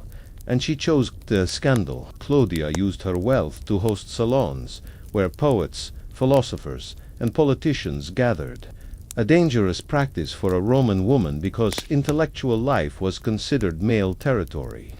She didn't care. She turned her home into a political hub, wielding soft power in a city where formal authority was barred to her. Another forgotten woman is Turia, known from the famous Laudatio Turia, a tomb inscription carved by her husband after her death. On the surface, it reads like a traditional eulogy, praising her for modesty, loyalty, and domestic virtue. But if you read carefully, you find a different story.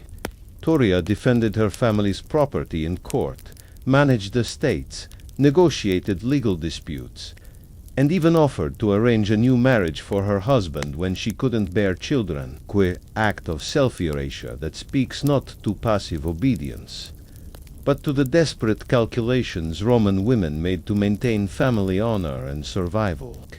Her husband refused the offer, but the very fact that Turia suggested it shows the terrifying expectations placed on Roman wives.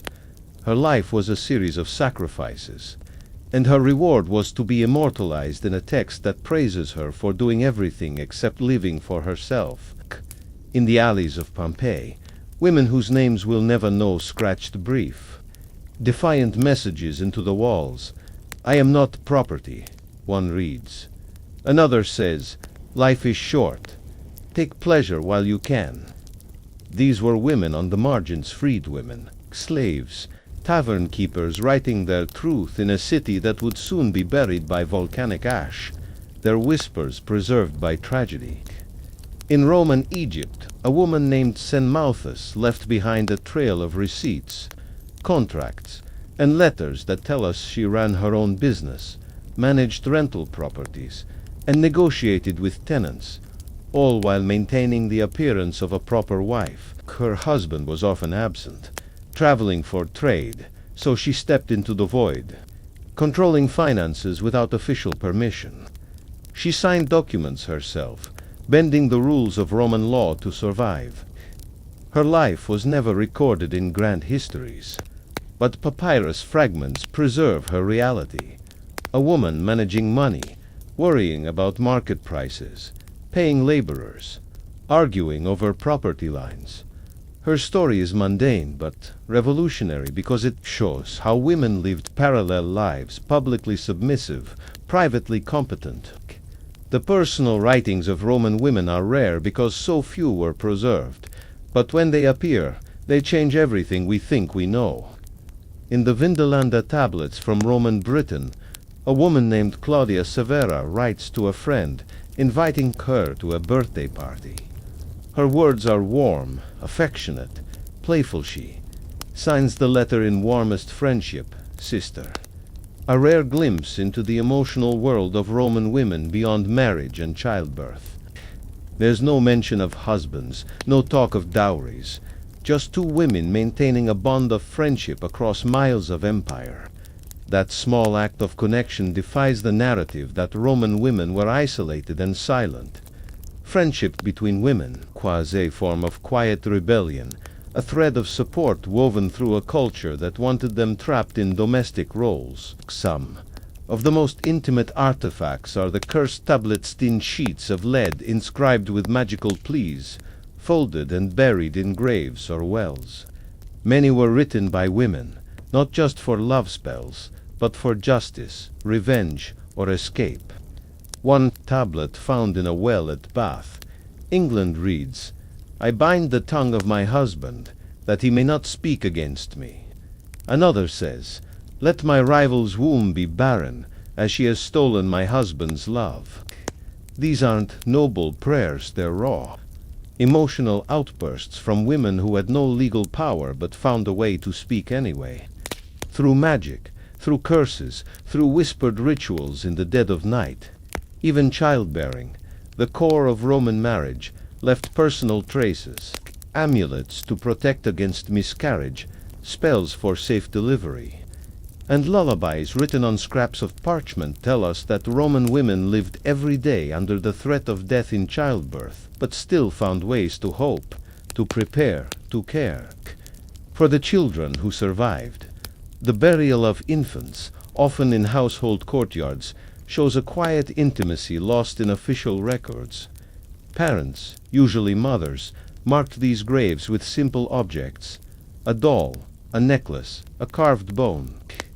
These tiny memorials reveal the emotional labor behind Roman marriage, the grief women carried silently as they fulfilled their roles. Even the laws women left behind tell stories.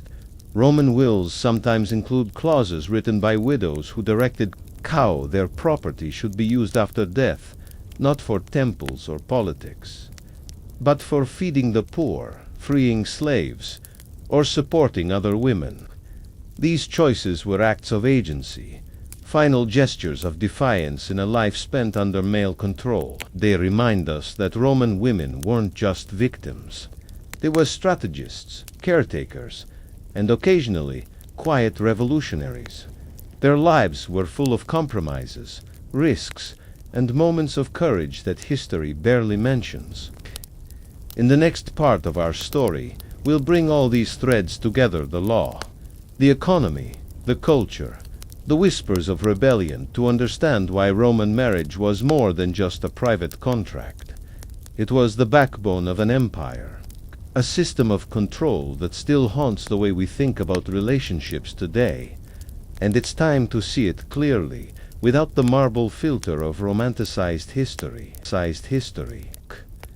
Now we come to the final layer of this story, the part where we pull back the curtain, look at the whole system of Roman marriage from top to bottom, and realize it wasn't just about love, or law, or family, but about control.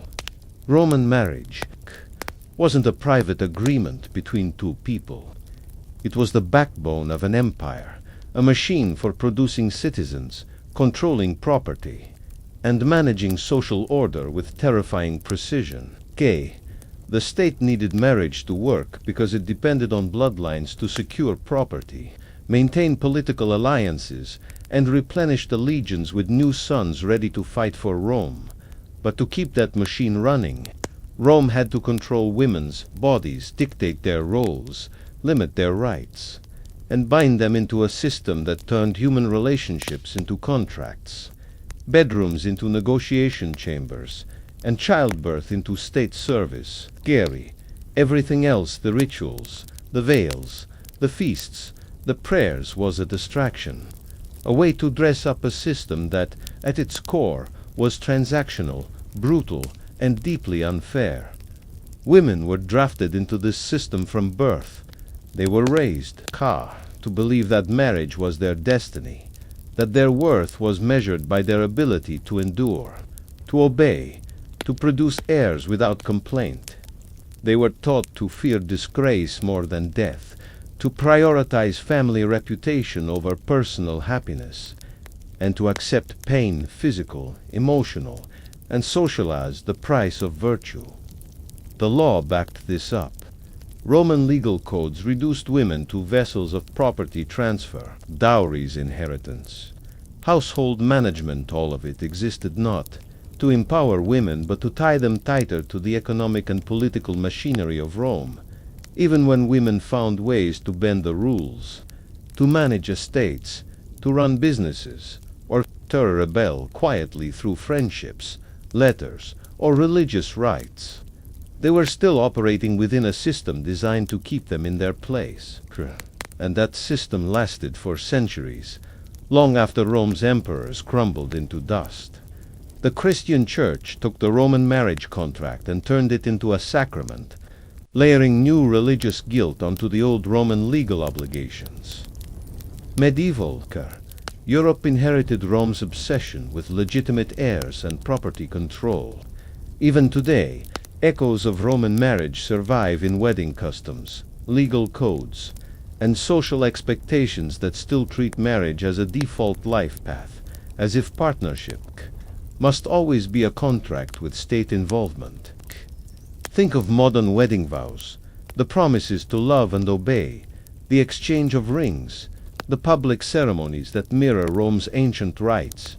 We still celebrate marriages as social achievements, tying them to wealth, status, and stability, just as Rome did. We still pressure people to marry by a certain age, to produce children, to conform to roles that trace their roots directly back to Roman law.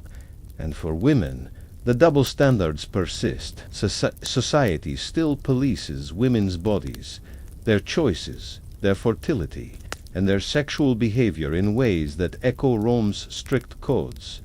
We still debate what makes a good wife or a proper mother, as if those roles are moral categories instead.